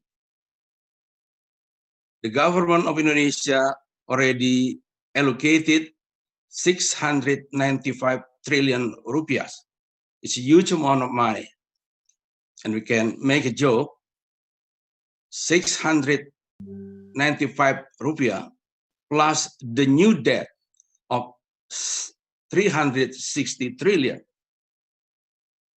Total more than 1,000 trillion, more than 1,000 trillion. If we have a joke, if we make a joke, how much, what can we do with that much of money?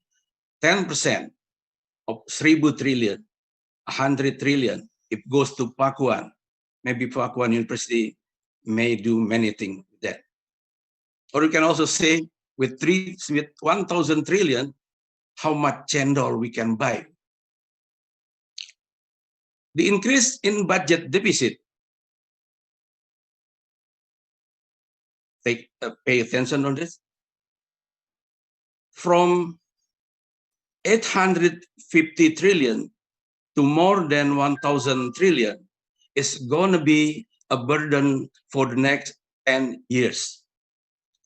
I repeat, it's going to be a burden for the next 10 years, meaning all higher institutions in Indonesia should pay attention in terms of what will we doing if the next 10 years the state or the government itself already stated that the increase in budget deficit this year, more than 1,000 trillion, will become a burden for the next 10 years. Next. Next, please. The other cause of business, sebelumnya, please. The previous slide, please. The other cause, also the cost of layoff.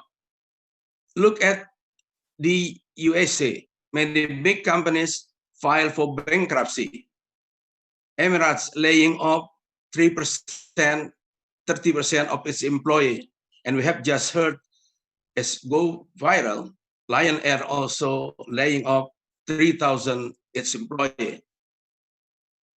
People unemployed now become 6.8 million people. And remember, if and only if the economic growth minus 4.4% or 0.4%, there will be another 5.23 million people unemployed. From economic point of view, the capital market also crashed.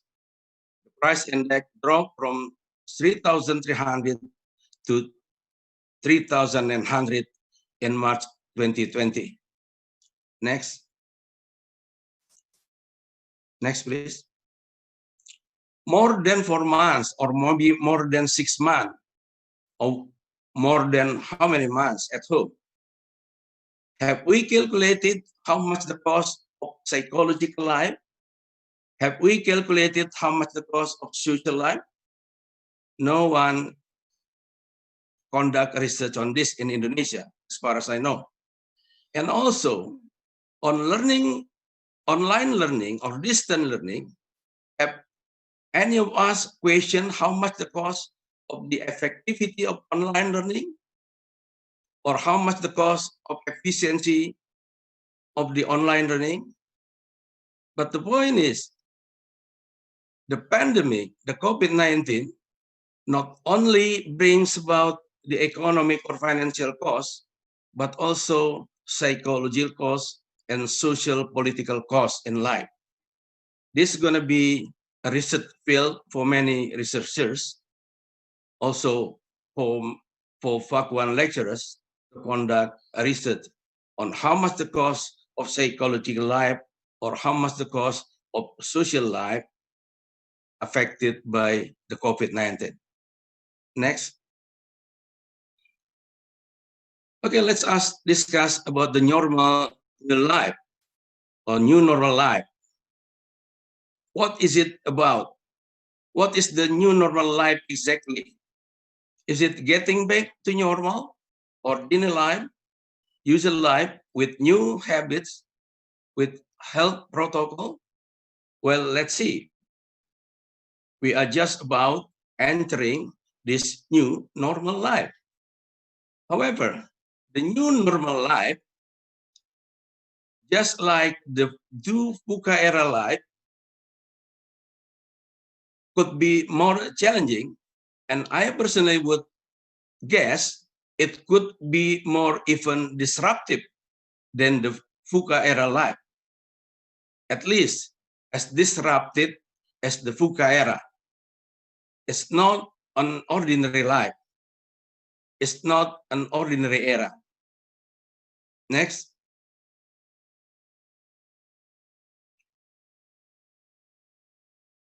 However, how much volatile, how much uncertain, or how much complex and how much ambiguous the new normal era, technology remains a common main factor that contribute to the dynamic of change, and technological skill remain an important skill in both the VUCA era and the new normal era.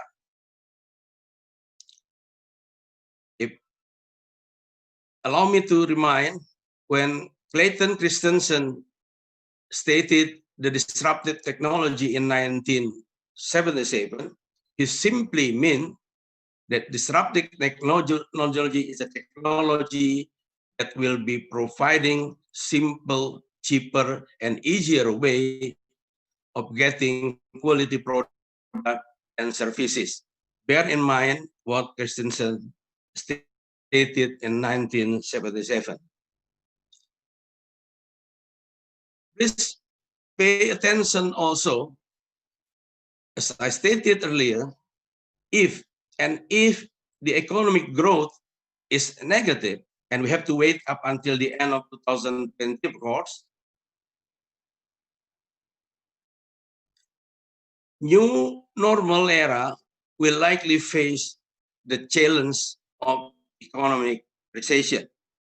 There's also the possibility of the second wave of the new COVID will be happening. We don't know yet, but we have to be very careful about this. Next.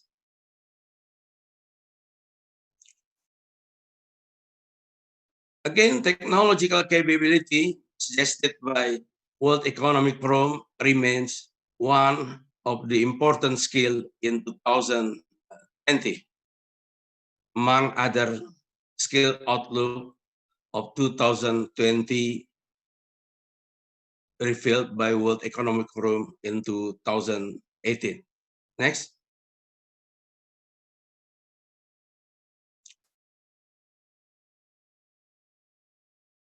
I'm not trying to telling the scary story.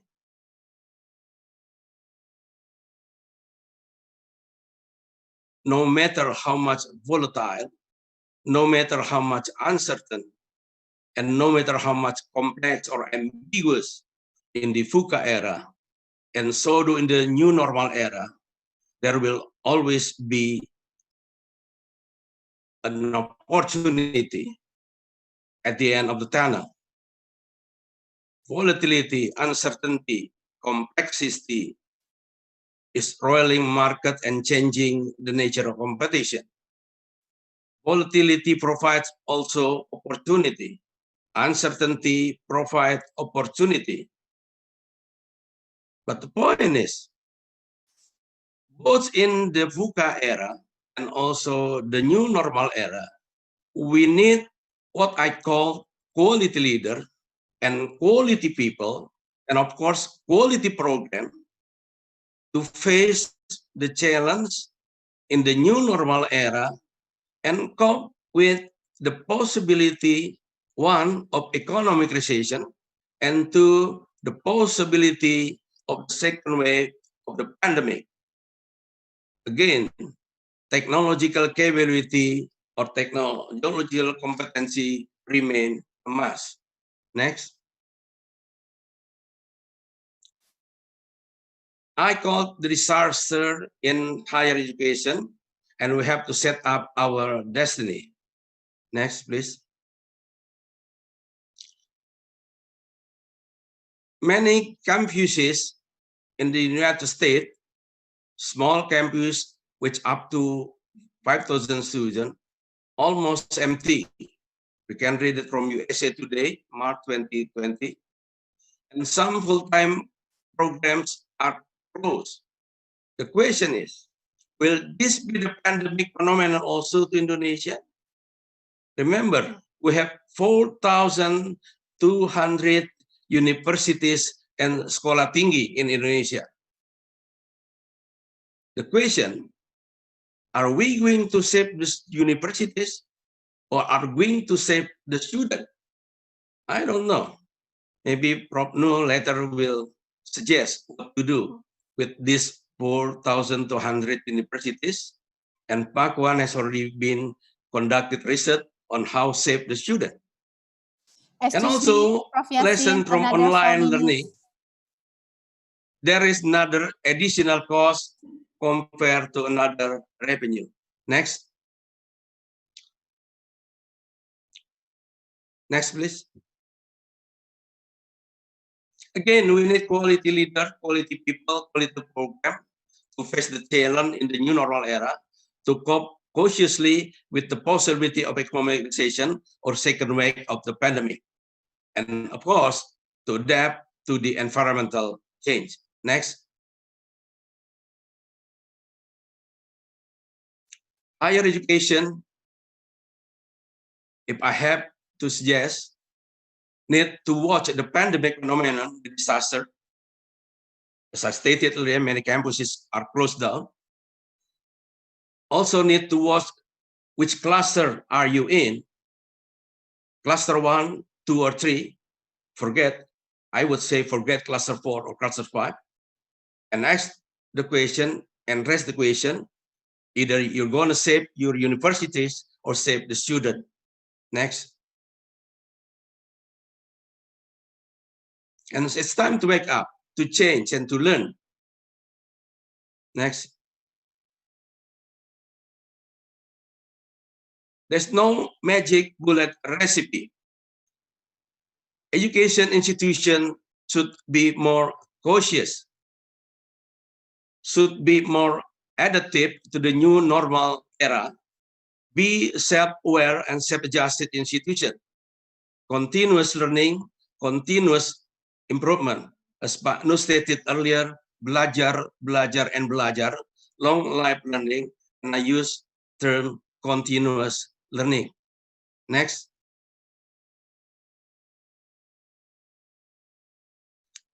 Universities also need to build its resilient capabilities, supported by its technological capabilities, aim at maintaining and improving its competitive advantage, and also need to develop global professionalism, build the infrastructure to support innovative teaching learning, revolutionize its program design, and build the partnership with the industry. Next.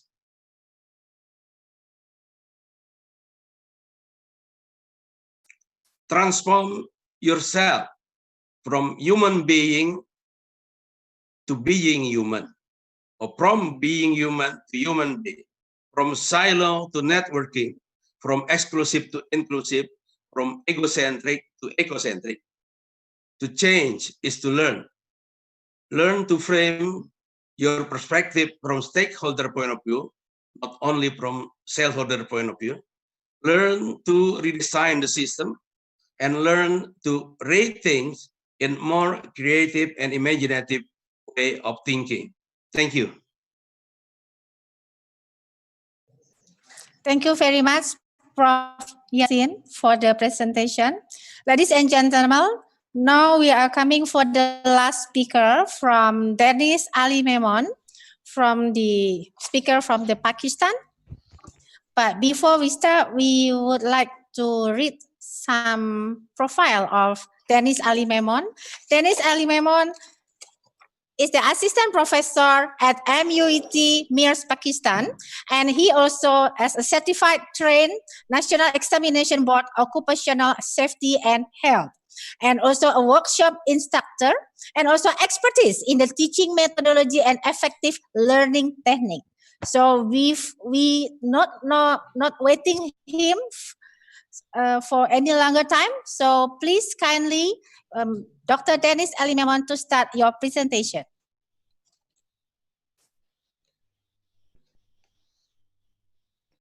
Assalamualaikum, everybody. Good morning to all. Selamat pagi. There is a very nice presentation done by the Muhyiddin Yassin, very informative and very knowledgeable and entertaining, done by the brother Muhyiddin Yassin. Today I do my short introduction. Short introduction is this. My name is Danish. I am an assistant professor in Medan University and doing master and PhD in UTHM, finished my PhD in UTHM Malaysia. Currently, I am working in the Government University of Mute Jamshoro, Pakistan. And I have the different publications of ISI and Scopus. So today I have to discuss with the topic of the implementation of ICT education in the new normal era. What is the ICT? It should be we have to understand what is ICT. ICT is the information and communication technology can be defined and used for the hardware and software and efficiently management information. It is referred to the form of the technology that used to transmit and store and create and share and exchange the particular tasks. ICT can be lead to improve the student learning and better than teaching methods. ICT through the curriculum integrations has been significant and positive impact on the students achieve the especially in terms of the knowledge, comprehensive practical skills and presentation skills in the different subjects of their mathematics and science and social sciences. What is the role? What is the role of ICT? What is the role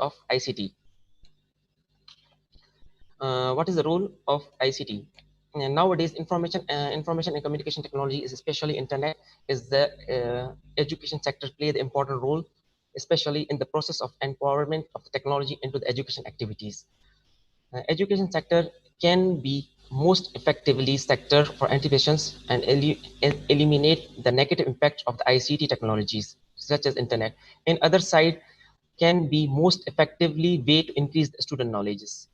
And being aware the significance of the role of the ICT, internet is in our life, especially in the education activities. Education authorities has wise enough in the implementation of the strategies to empower the ICT in supporting the teaching and learning process in the classrooms. What are the unavoidable factors about the ICT education? We have discussed the 5 factors.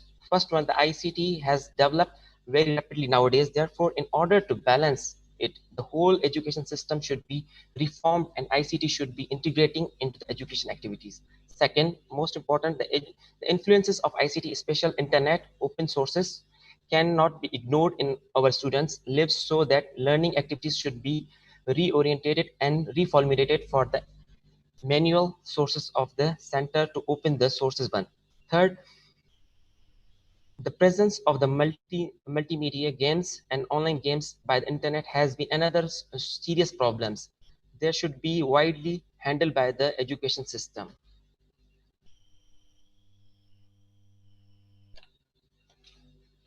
Widely education by handling something system. What are the unavoidable factors in education? Continue. The fourth one, the implementation of ICT. There should be active participation initiatives.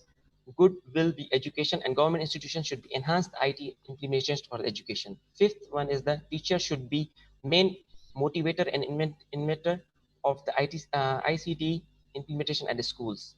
The teacher should be aware for the social changes in their teaching activities. There should be the agent of the changing for the classical method into the modern method. They must be also the part of the global changes and the global changes in the teaching, in the learning, teaching, and modifications. What are the aspects of the ICT implementations? There are the 3 aspects for the ICT implementation. Avoid the techno-centered thinking. Number 1. Number 2 is the start identification of educational problems. Number 3, promoting the consistent learning environment. What is the, I will define one by one. Avoid the techno centers. The term techno-centered thinking refers to the popular belief among the teachers and administrative that can focus on the technological rich environment. This approach focus on equipping the classroom with the latest hardware and software. The techno-centered thinking feeling the technology itself can be learned environment better rather than the placing the responsibility on the peoples and the culture. Number 2 is starting with the identification of the educational problems. In education should be moved the focus on the technology itself, or starting from the extensive ICT. Instead of able to systematic analysis for the education problems that need to be solved. The education should be start with asking the questions: what are the education problems for our students, and does our students need to improve the better education skills, or there are education carefully chosen the ICT play the attention to advantages and limitations to support the clear well-defined education objectives. Suggestion is to teaching cannot be make the good ICT under knowing the ICT relevance. Promoting the constructivist learning environment.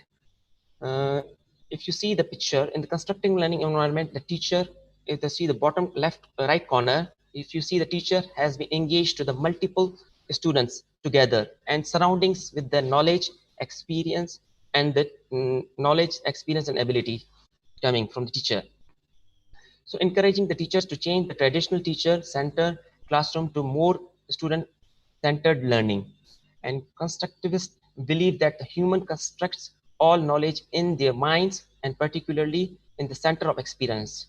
And the learning occurs when one of the constructs both mechanism to learn and one of on unique vision of the learning, knowledge, colors, and background, and experience and abilities. What is the outcomes of the ICT education? The implementation of the principle lifelong learning education, to increase the variety of education services in medium and methods, means it must be for the equivalent for the poor and rich for everyone, and to promote the equal opportunities for the education informations, and to develop the systematic collection distribution education information, and to develop the distance educations and the national content. and to promote the culture of learning in schools and develop the skills learning, develop the skill learning, develop the skill learning and extensions for optimal educations, and to support the educations, sharing the experience and information to the others. What is the conclusion of the ICT implementation? If efficiently and effectively access of digital information to assess with the investigation issues and solve the problems. Number one, and produce the creative solution to the support the learning and develop the new understanding in the area of the learning, and communicate the sharing and work collaborating in the local and the global environment, understanding the legal and ethical and health and safety implementation of the using the ICT, develop the thinking and learning skills to support the learnings. And I will thank you to the all, especially I would thankful to the rector of Pakuan University, and special thanks to the post-graduation department of Pakuan and chairman of education and management of Pakuan University. I would like to again thankful to the organizer who invite me for the webinar to present my knowledge regarding to the ICT education through the Zoom communication software. Thank you so much. Thank you very much for Dr. Dennis Ali Memon. It's our pleasure to have you in our seminar today. So before we start to the question discussion, I would like also to introduce all the commentators. So ladies and gentlemen, please be patient before we start to enter the Q&A session. We still have another 15 minutes for the commentators. So the first commentator is Dr. Marilyn Fernandez de Ocampo. She is the ELT Graduate Program Director, Assumption University, Thailand. So the second commentator is Dr. Moses Fahlet, Deputy Director, Multilateral Trade Relations, South Africa. And then the last commentator will be Dr. Ahmed Zaid, Assistant Professor, Department of Industrial Management, Palestine. So please welcome to the first commentator, Dr. Marilyn Fernandez de Ocampo. Good morning, everyone. Selamat pagi. I am delighted to be part of this international webinar today. Thank you, Postgraduate School of Universitas Pakuan, for your invitation. And also, I would like to thank all the guest speakers for their insightful presentations. My comment will be addressed to Dr. Bambang Sumintono's presentation about teacher leadership. Indeed, I agree that a good leader leads by example, and this applies in different sectors of society, especially education. Teacher leadership has a big part in the new normal and the development of the quality of education. For example, embracing technological advancement or the digitalization of education, as all teaching and learning have migrated from classroom to online mode. However, this approach does not only need new ways of teaching, but also new ways of creating educational environments where educators provide or offer more learning opportunities to a broader sector of society. To give Thailand as an example, one of Thai government's vision is to provide all Thai learners quality education and engage in lifelong learning.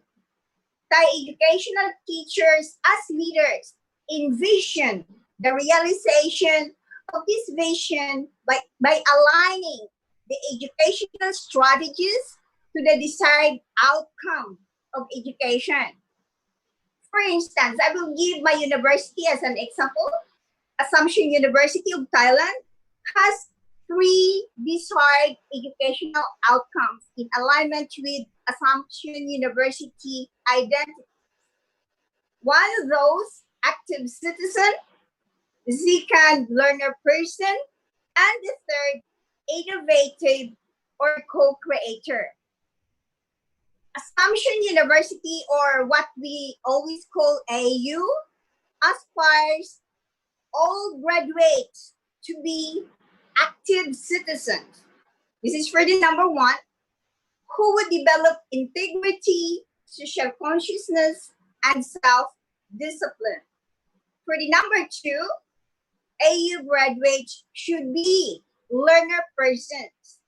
This desired outcomes focuses on students' English proficiency, cultural diversity, and knowledge, in which learners would never cease in finding knowledge as the new world changes at what happened now, the new normal.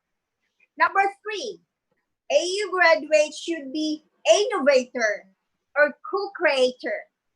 This desired outcome focuses on graduates' entrepreneurial spirit, which embodies leadership, management knowledge, and hard work.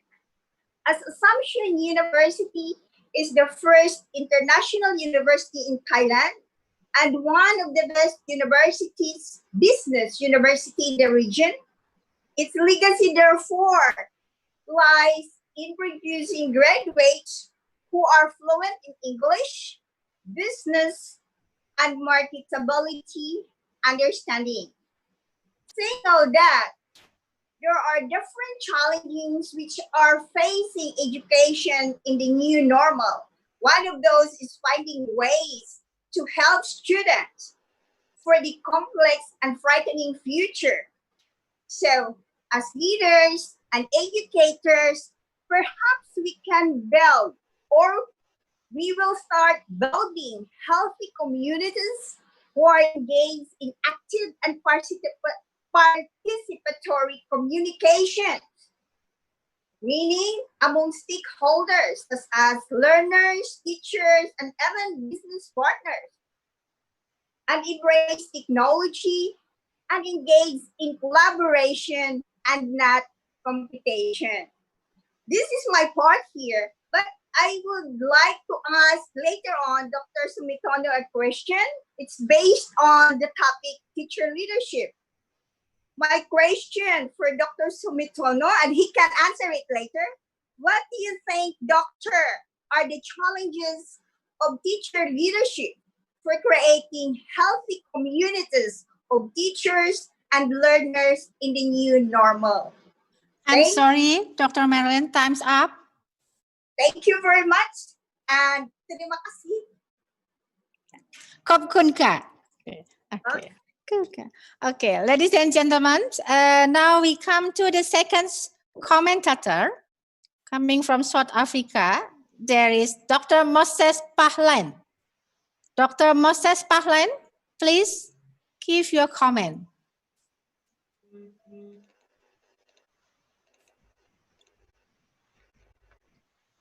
Dr. Moses Pahlan? While waiting to Dr. Moses Pahlan, we go to the third commentator first. Later on, when Dr. Moses comes, we can listen. So we listen comment from Dr. Ahmad Zaid. Dr. Ahmad Zaid, please, your comment. Assalamu alaikum for everybody. Walaikum salam. First of all, special thanks for organizer Pakwan University for inviting me. Today, inshallah, I will comment on the scientific paper for researcher Dr. Danish Ali, which is titled Safety Culture and Issue in the Malaysian Manufacturing Sector. This paper actually highlights the safety culture and issue in the Malaysian manufacturing sector and emphasizes that the high occupational accident due to lack of safety culture and non-compliance of requirements of Occupational Safety and Health Act. And also, this study reviewed the occupational accident occurrences in the Malaysian workplace between the duration 2012 until 2016. And also, Malaysian government is aimed to reduce occupational accidents, but the results show or reported by the Department of Occupational Health and Safety, reported that there is an increasing number in occupational noise induced hearing loss and occupational muscle disease and occupational lung disease. Also, this research, they showed that there is incremental in fatal accident by average 20 to 30% permanent disability, and also non-permanent disability by 60%. All of these investigated only in manufacturing, Malaysian manufacturing industry. And also the effectiveness of OSHA should be evaluated and measures for further implement, and it should develop. Also, to create safety culture, the management must ensure all equipment and manufacturing workplace related issue have been satisfied first. So my question to Dr. Danesh, you said that the effectiveness of OSHA should be evaluated and also should be developed. If you can explain or more elaborate about this important issue. And also the government, the Malaysian government must show their highest interest on such weakness employee environment to accomplish the paper goals. And also, I think this paper is helpful for planning to reduce accident in workplace. And also it will detect the prevention for future accidents. So I think this is the main points of this paper. But if he can more explain about this important point, how the effectiveness of OSHA, how should be evaluated and measured. If here, Dr. Ali. Yes. Hello. I think Yes.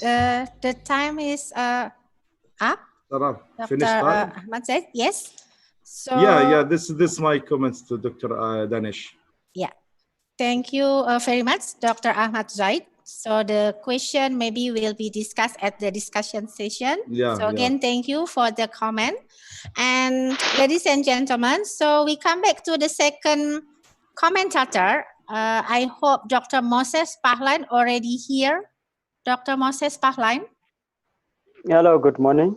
Yes, good morning. Kindly your comment. Okay, thank you very much, Selamat pagi. And thanks for the good presentations that we have received this morning in South Africa. It is very early in the morning. And we thank the information and timely presentations as a result of this COVID-19, which created a new normal. Now, what I've realized is that we spoke about the use of ICT technologies to jump into the new normal and assist. We spoke about leadership, teacher leadership, but also what we are seeing in South Africa, and also is that there is the triangle of learning: the teacher, the learner, and the parent interaction has been compromised a big time during this time, because of the way in which technology, the digital divide that we see in South Africa, it becomes a very big challenge. And we can see that learners are very, very much demotivated to work at home. Even if you take it for an example, us who are employed and we are told to work from home, we sometimes lose focus in terms of what is it that we must do. We lose touch with our supervisors. The subordinates lose touch with us, their managers. So this is the same between the teachers and the parent and the learners in this particular environment. So what the presentation by Associate Professor correct me there, I'm not seeing the name very well, but that presentation talks about collaboration, talks about care, talks about dialogue. And in this particular instance, I think that what is needed more importantly, as schools are reopening in South Africa, we have seen 2 grades reopening and in number of infections increasing. But we have also seen additional grades opening, and there is a huge need for psychosocial support, emotional support. There is a huge need to enhance the spiritual intelligence, the agility of the students. And indeed, other commentators have indicated, rightfully so, that in as much as we want technology, but the digital divide creates a challenge because not, as we know, digital diffusion is different in different countries, and therefore I can imagine that in South Africa, people are eager to go back to the old normal rather than to the new normal, because the new normal, the infrastructure is not yet readily available. It is better. People are longing for situations where it is face-to-face with the teacher, it is face-to-face in interaction. But now we need to have leadership that can bring transformation, that can bring innovation, but that kind of leadership has to start at the top and it goes into the schools, and also have parent, learner, teacher kind of leadership and interaction. So for me, I think effective learning techniques indeed can be implemented, but without a proper infrastructure, we are not able to do what it needs to be done. And all forms of innovation, change, and requires leadership, whether it is ICT, whether it is digital, whether it's the 4th industrial revolution. And lastly, the last point I will make is that in South Africa, and probably amongst many other countries, you have private schools which are well equipped, and we have public schools which are running short of equipment, technology. They are running short of personal protective equipment, ablution facilities, and those things are discouraging learners to want to go back to schools. But at the end of the day, education must continue.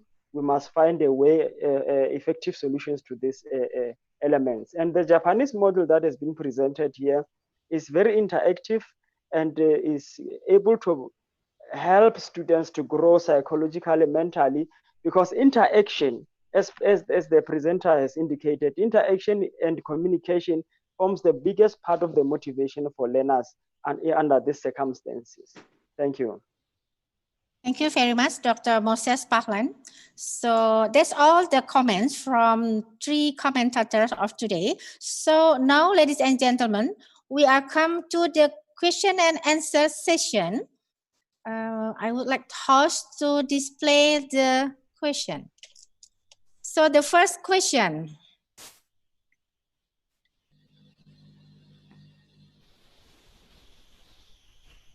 The first question is from Dr. Aisyatun Nafisah to Professor Muhammad Nuh in Bahasa. Bagaimana pendapat Bapak Profesor Nuh tentang transfer knowledge untuk masa perkembangan yang dititik beratkan pada interaksi langsung daripada daring, sama halnya dengan mahasiswa kedokteran yang melakukan koas daring sementara yang dibutuhkan adalah skill di rumah sakit. So we welcome Professor Nuh to give an answer for Dr. Aisyatun Nafisah. Ya. Terima kasih Ibu. Mungkin juga ada yang pertanyaan yang hampir sama. Saya jawab di awal saja. Jadi intinya begini, apa sih yang diinginkan kalau kita memasuki dunia pendidikan itu? Outputnya apa? Ya, kami ingin menyampaikan, menegaskan outputnya itu kompetensi. Ya, outputnya adalah agar anak-anak yang masuk ke dunia pendidikan itu punya kompetensi. Kompetensi tentang apa? Kompetensi tentang 3 hal, yaitu attitudes, skills, dan knowledge. Ya, attitudes, skills, dan knowledge. Ini harus utuh. Harus utuh.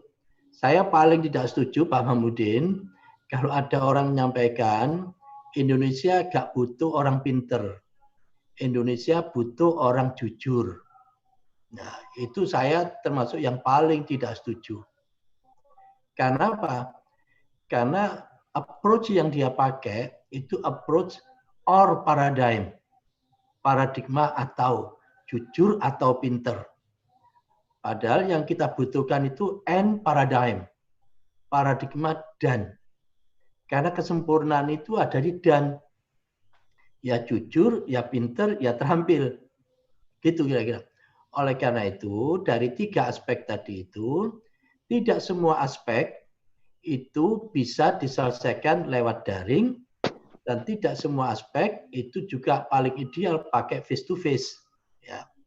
Tetapi tugas kita sekarang ini memilah mana yang aspek-aspek baik dari knowledge maupun skills tadi itu yang bisa diselesaikan menggunakan daring, karena memang mau tidak mau kita harus menggunakan daring, dan mana yang tidak bisa yang harus tetap dilakukan face to face.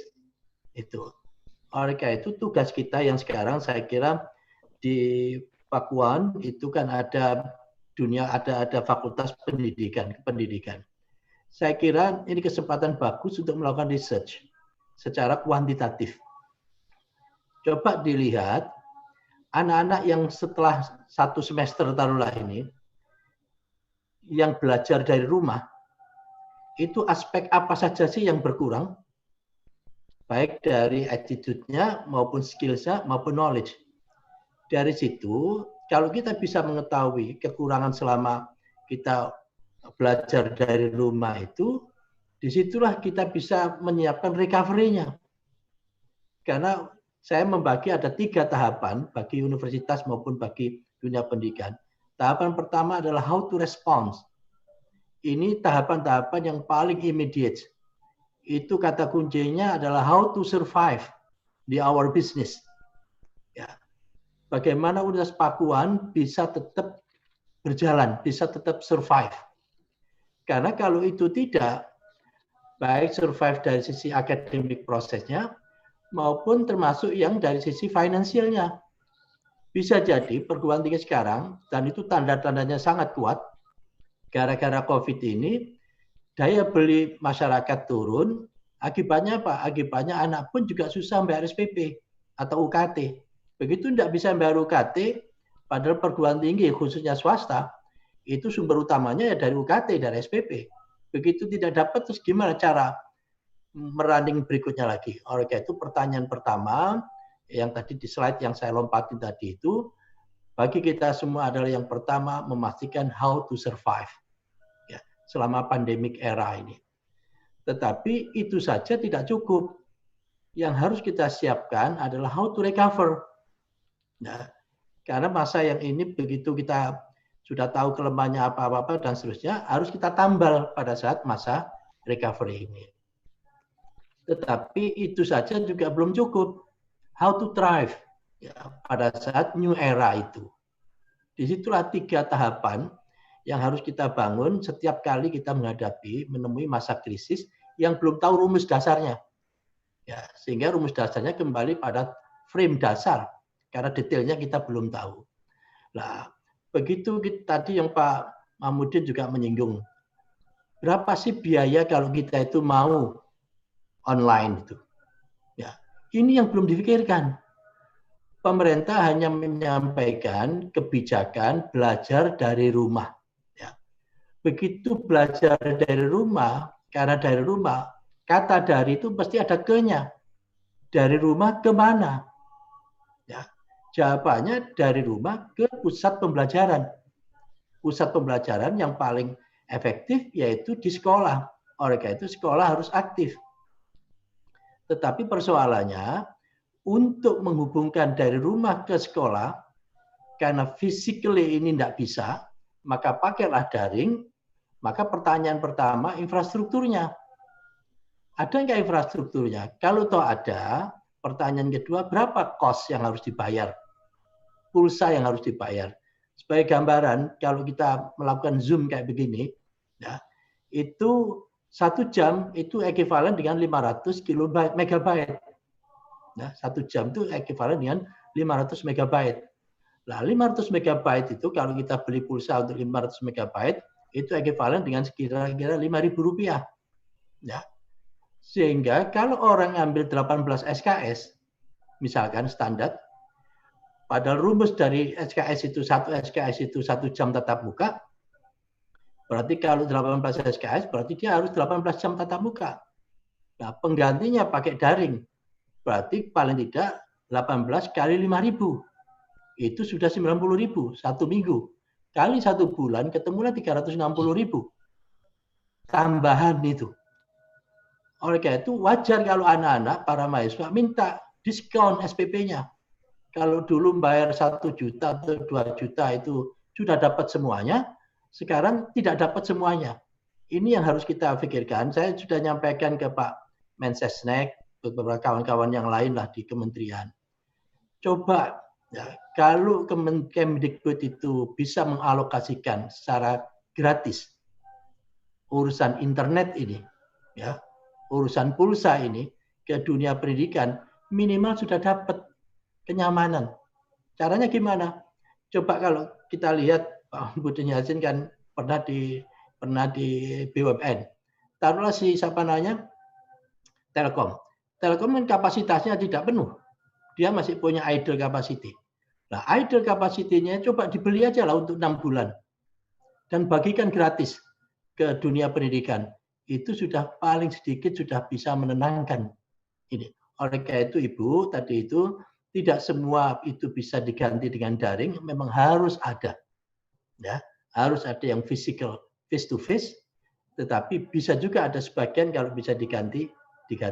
Saya sendiri sedang merancang satu praktikum yang tadinya fisik, bisa coba kita memanfaatkan IoT, ya, bukan simulasi, tetapi semuanya bisa pakai internet. Tetapi sekali lagi pasti masih ada sesuatu yang harus kita cari substitusinya. Saya kira itu Ibu. Ya. Terima kasih Prof. Nuh.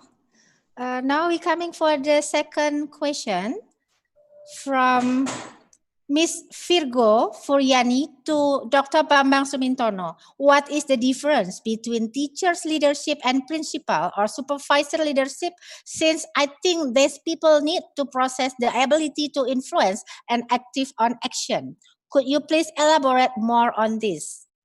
Dr. Bambang Sumintono, kindly your response. Okay, thank you very much. So, terima kasih for the question. So, actually, the teacher leadership is not a formal kind of leadership that principal or supervisor has in order to exercise their power, right? So, teacher leadership most likely is about the teacher's initiatives. It can run very well in terms of level, in terms of influence. So, even if the principal or the supervisor asking the teacher something to do, if the teacher reluctant or even refuse to follow, so actually it's not an effective leadership, right? So teacher leadership most likely is in terms of teachers' initiative, in terms of teachers' influence that can impact not only to teachers himself or herself, is also to students, also to the another teachers, even to the principal or supervisor. So it is not just a formal kind thing like a letter of instruction, surat keputusan, that kind of thing. It is the way how that the teachers are applying their professional, their initiative, their innovation, and make some kind of activity that can relate to improving their professionalism, right? So usually it is based on what we call it distributed leadership aspects. So power is not just become smaller if you just distribute it to the lower level. So when you empower your subordinate, for example, from principal to teachers. So actually, it also make a lower level much more room to exercise, right? So it also can improve the effectiveness of the leadership itself, right? I think that's my answer. Thank you. Thank you very much, Dr. Bambang Sumintono. Now, still there are another more question from Mr. Amin to Professor Dr. Mahmudin Yassin. How is the resumption of educational activity be organized preschool, elementary school, adult education centers, and vocational training centers in the new norm? Prof. Yassin, please kindly your response.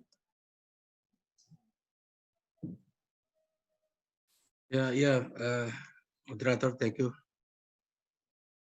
How will the resumption of educational activities be organized in preschool, elementary school, adult education, and vocational training centers in the new normal area? I will not responding specifically to this school or education specifically, but in general, I think the way we do, as we have been forced by the COVID-19, changing conventional way to the new way of thinking, new way of behaving, a new way of doing something effectively, more efficiently and effectively by using the technology, by adopting the digital device, etc. That's the way that's currently we can do so far. We can use so far up until, like what Nu stated earlier, in medical school, skill have to be directly been there in the field. There is something that cannot be doing maybe appropriately, quote unquote, just through the digital devices. So the answer, to be frank, I don't have the exact answer on this yet. But I personally would say organizing all the educational activities, either in preschool, elementary school, or even in universities, up to now, that's what we can do by using what we call daring or digital devices. But again, as Nu stated earlier, there has not been any survey or research yet in what area are we going to still having a problem, and we going to still recover and make any correction on that, and in what area this COVID-19, this digital era during the COVID-19 that forced us to use the digital devices provide, say, a benefit. We don't know yet. No research or no survey yet on that activity. I'm sorry if it does not answer properly to your question, Prof. Thank you very much, Prof. Yassin. The fourth question will deliver to Prof. Kanako Kusanagi from Mr. Rahmat Darsono. What is the role of the Japanese government in preparing education from home compared to Indonesia? Too many decision makers in Indonesia. So, Associate Professor Kanako, kindly your response. Thank you so much for the questions. And I would like to say thank you so much for Moses for his great comment on my presentation. And I think the question came from someone who may be a little bit frustrated by the government policy, maybe confused or maybe have a disagreement with the government policy. And I totally understand. Actually, we have the same situation in Japan. So maybe the schools are confused by Dinas Pendidikan's policy, Southern policy, or parents are confused by the teachers' assignments. The same situation is happening in Japan. And actually, Japanese may be the one of the bad example rather than good example. because the Prime Minister suddenly decided to close down the school in end of February, which came as a shock to many teachers and parents because we didn't know anything about it. And then they suddenly started to close the schools. So there has been the issue of miscommunication between dinas and schools and also the teachers and parents. And so we actually finished our academic year in March and we closed down the school end of February. So many students did not have a wisuda and also the entrance ceremony in April because schools were closed. And then recently, in last month, June, they started to provide some internet connection and iPad to students, but this is very late and school has already reopened from June. So we are not very good with accommodating to new challenges, but this had a reason. So there is educational philosophy in Japan that everybody should have equal chances. So if there is one family who don't have internet access or iPad, we should not provide this online learning because some students will be left out.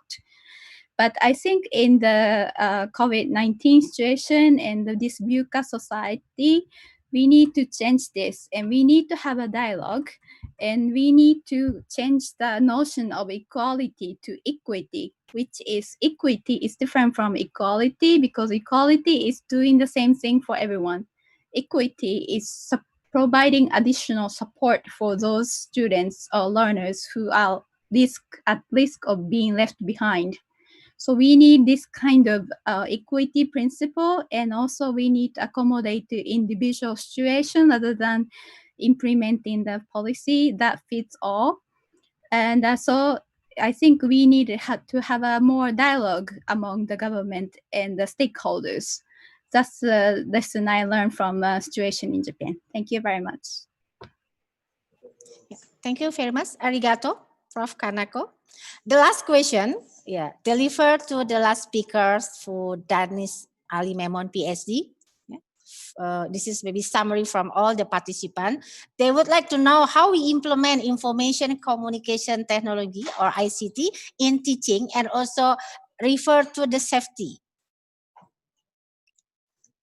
Dr. Dennis, kindly your response. Yes, thank you. Thank you for my question. It's very basic question, so you must know about these things. There's application for the implementation of the ICT. We must do the traditional classes. Parallel, we have to do the digital education. So when the small aging schools or teaching schools must teach the two ways, but with the digital education and traditional education. So parallelly, they will get the knowledge of each things. And practically, similarly, the students must be the care about the safety. How they care about the safety in the presentation there I use also safety there is, because in digital education the students have the explore for the internet, free browsing. So they are sometimes they're using the online games, movies parallel, so they do not serious about the studies. So we have to care about the safety education for them to focus on study. And parallelly, the student must know about how to operate the devices for iPad, tablets, and different applications, so that they can get the maximum advantages to get the more and more smart learning, to give the presentation, to give the smart education, to give the educate to the also other persons. This is my answer. Thank you. Thank you very much, Dr. Dennis Memon. So, ladies and gentlemen, we already close to the time of finish, even though there are still a lot of questions, but apologize, cannot be respond one by one in this session. We hope that the speaker will also respond at the separate session, and we also convey the question to the speaker. So before we give back to the Master of Ceremony, so just a short conclusion or short summary. So I noticed from the first speaker that whatever the situation, whatever the pandemic, but the education must still carry on. Yeah, because this is the best to create the future generation, and also we need to survive, we need to recovery, and then we need also to thrive in delivering the education. And also come to the Dr. Bambang Sumintono session, there is a high capital as asset on the lecturer or teacher. So it is a need to really utilize this asset as the influence power to the students. And then also from the Japan experience, it needs to create the environment, make the student very happy so they will enjoying to study, even though in this very not good condition, because should be from the daring system online, but create the happiness to the student is the most important. And then talking about a cost of making the education from Prof. Yasin, yes, it's not only have a cost impact to the economic, but also for the psychology cost impact due to this pandemic. Therefore, we need to have the technology capability or competency in order to support the new education, even though within this new norm condition. And then the last but not least, from the Dennis Memon, it need parents or teachers also to give information on the student how to run the ICT, give the better understanding, because we also have to consider any safety or impact to the students, so they're not just game, but utilize the technology really to have their education. So I think this is the end of this session. Many thanks again for the honorable of the speaker, Professor No, Dr. Bambang Sumittono, Professor, Associate Professor Kanako, Professor Yasin, and also Dr. Ahli Memon, and also all the commentator, Dr. Marilyn Fernandez Diocampo, Dr. Moses Pahlen, and also Dr. Ahmad Zain. So again, thank you very much. Then for the MC, I give it back the time to you. Yeah, thank you very much, Ibu Farah. Ladies and gentlemen, that was the end of the presentation session, and we would like to say thank you very much to our guest speakers for sharing knowledge and experiences. But before we continue, we would also like to remind you to give feedbacks on the link given by the committee. And here is the link. Yeah, and after giving feedbacks, the e-certificate will be sent to your email, the email that has been registered. All right, ladies and gentlemen, and now we would like to kindly invite you to turn on your video because we are going to take a picture. So please, everyone, turn on the video. Yeah, we're going to keep this great moment documented. So once again, we would like to invite you to turn on the video. All right, on the count of three, just give your best pose. Are you ready for the first take? Okay. 1, 2, 3. Okay. The second pose. 1, 2, 3. All right. We still have another pose. 1, 2, 3. Yeah, one last shot. Okay. 1, 2, 3. Okay, thank you very much. Distinguished guests, ladies and gentlemen, and now inviting the Rector of Pakuan University, Professor Dr. Haji Bibin Rubini MPD, to officially close this international webinar.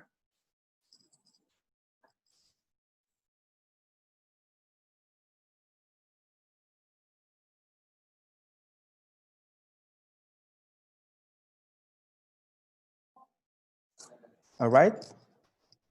Once again, we would like to kindly invite the Rector of Pakuan University, Professor Dr. Haji Bibin Rubini MPD, to officially close this international webinar.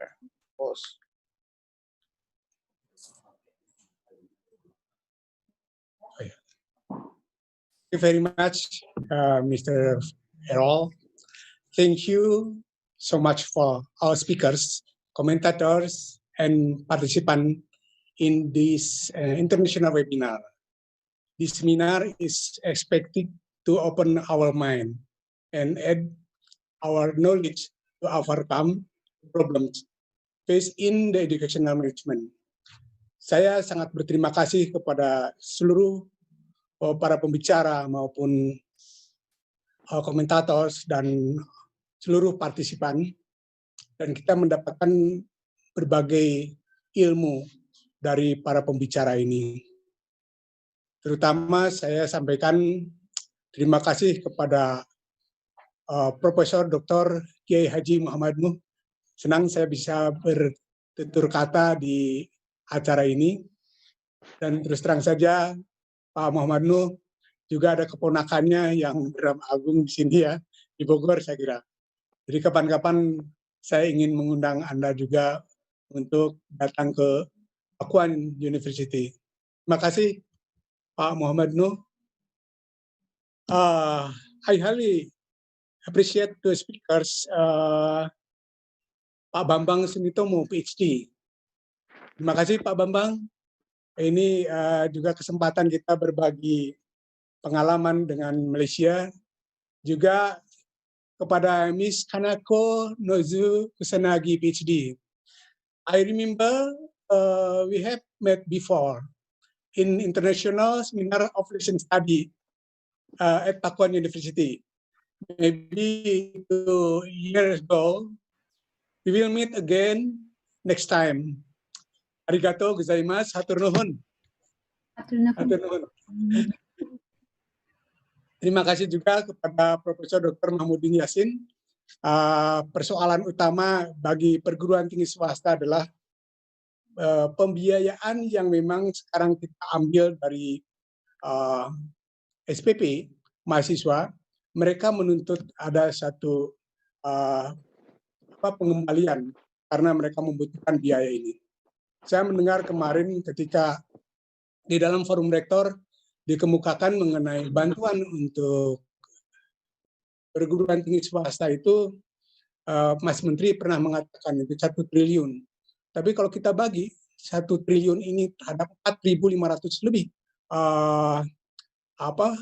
perguruan tinggi swasta, kira-kira satu perguruan tinggi hanya dapat 120 juta.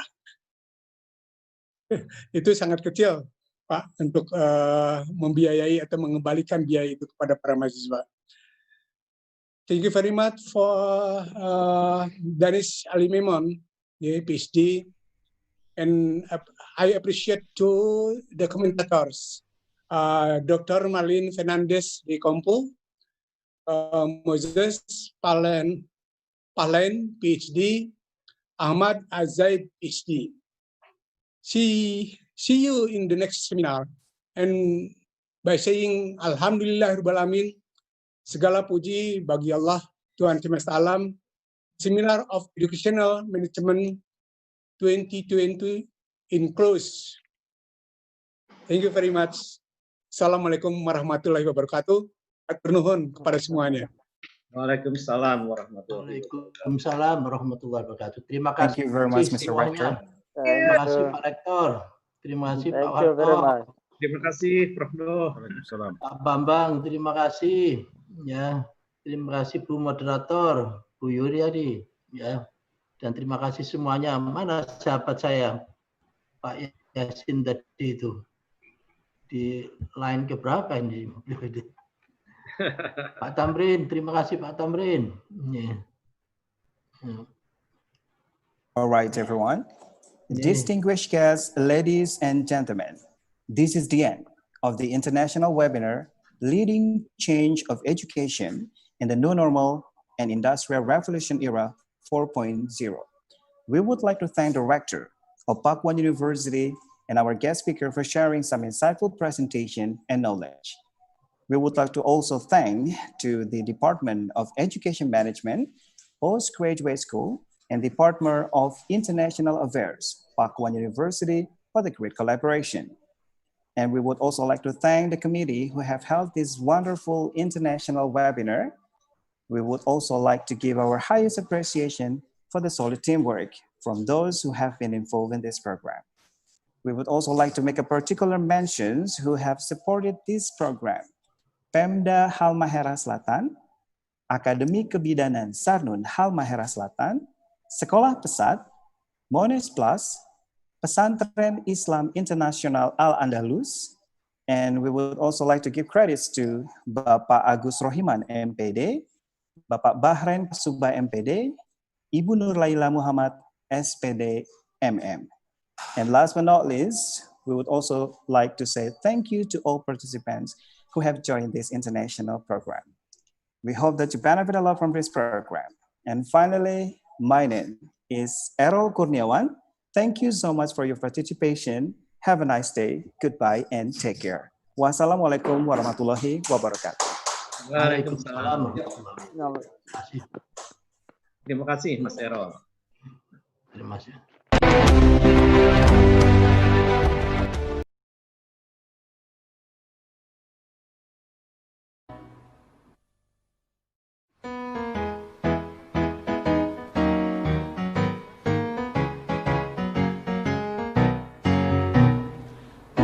Universitas Pakuan, perguruan tinggi yang mandiri, bermanfaat bagi masyarakat Indonesia, jadikan insan berkualitas, cerdas, berakhlak, dan patriotik. Universitas Pakuan mengabdi pada bangsa dan negara, membentuk insan unggul dan berkarakter, lestarikan nilai budaya Pancasila. Silih asih, silih asal, silih asuh, menjadi ciri rasa kebersamaan, wangi dan saling mewangikan. Jayalah Universitas Pakuan.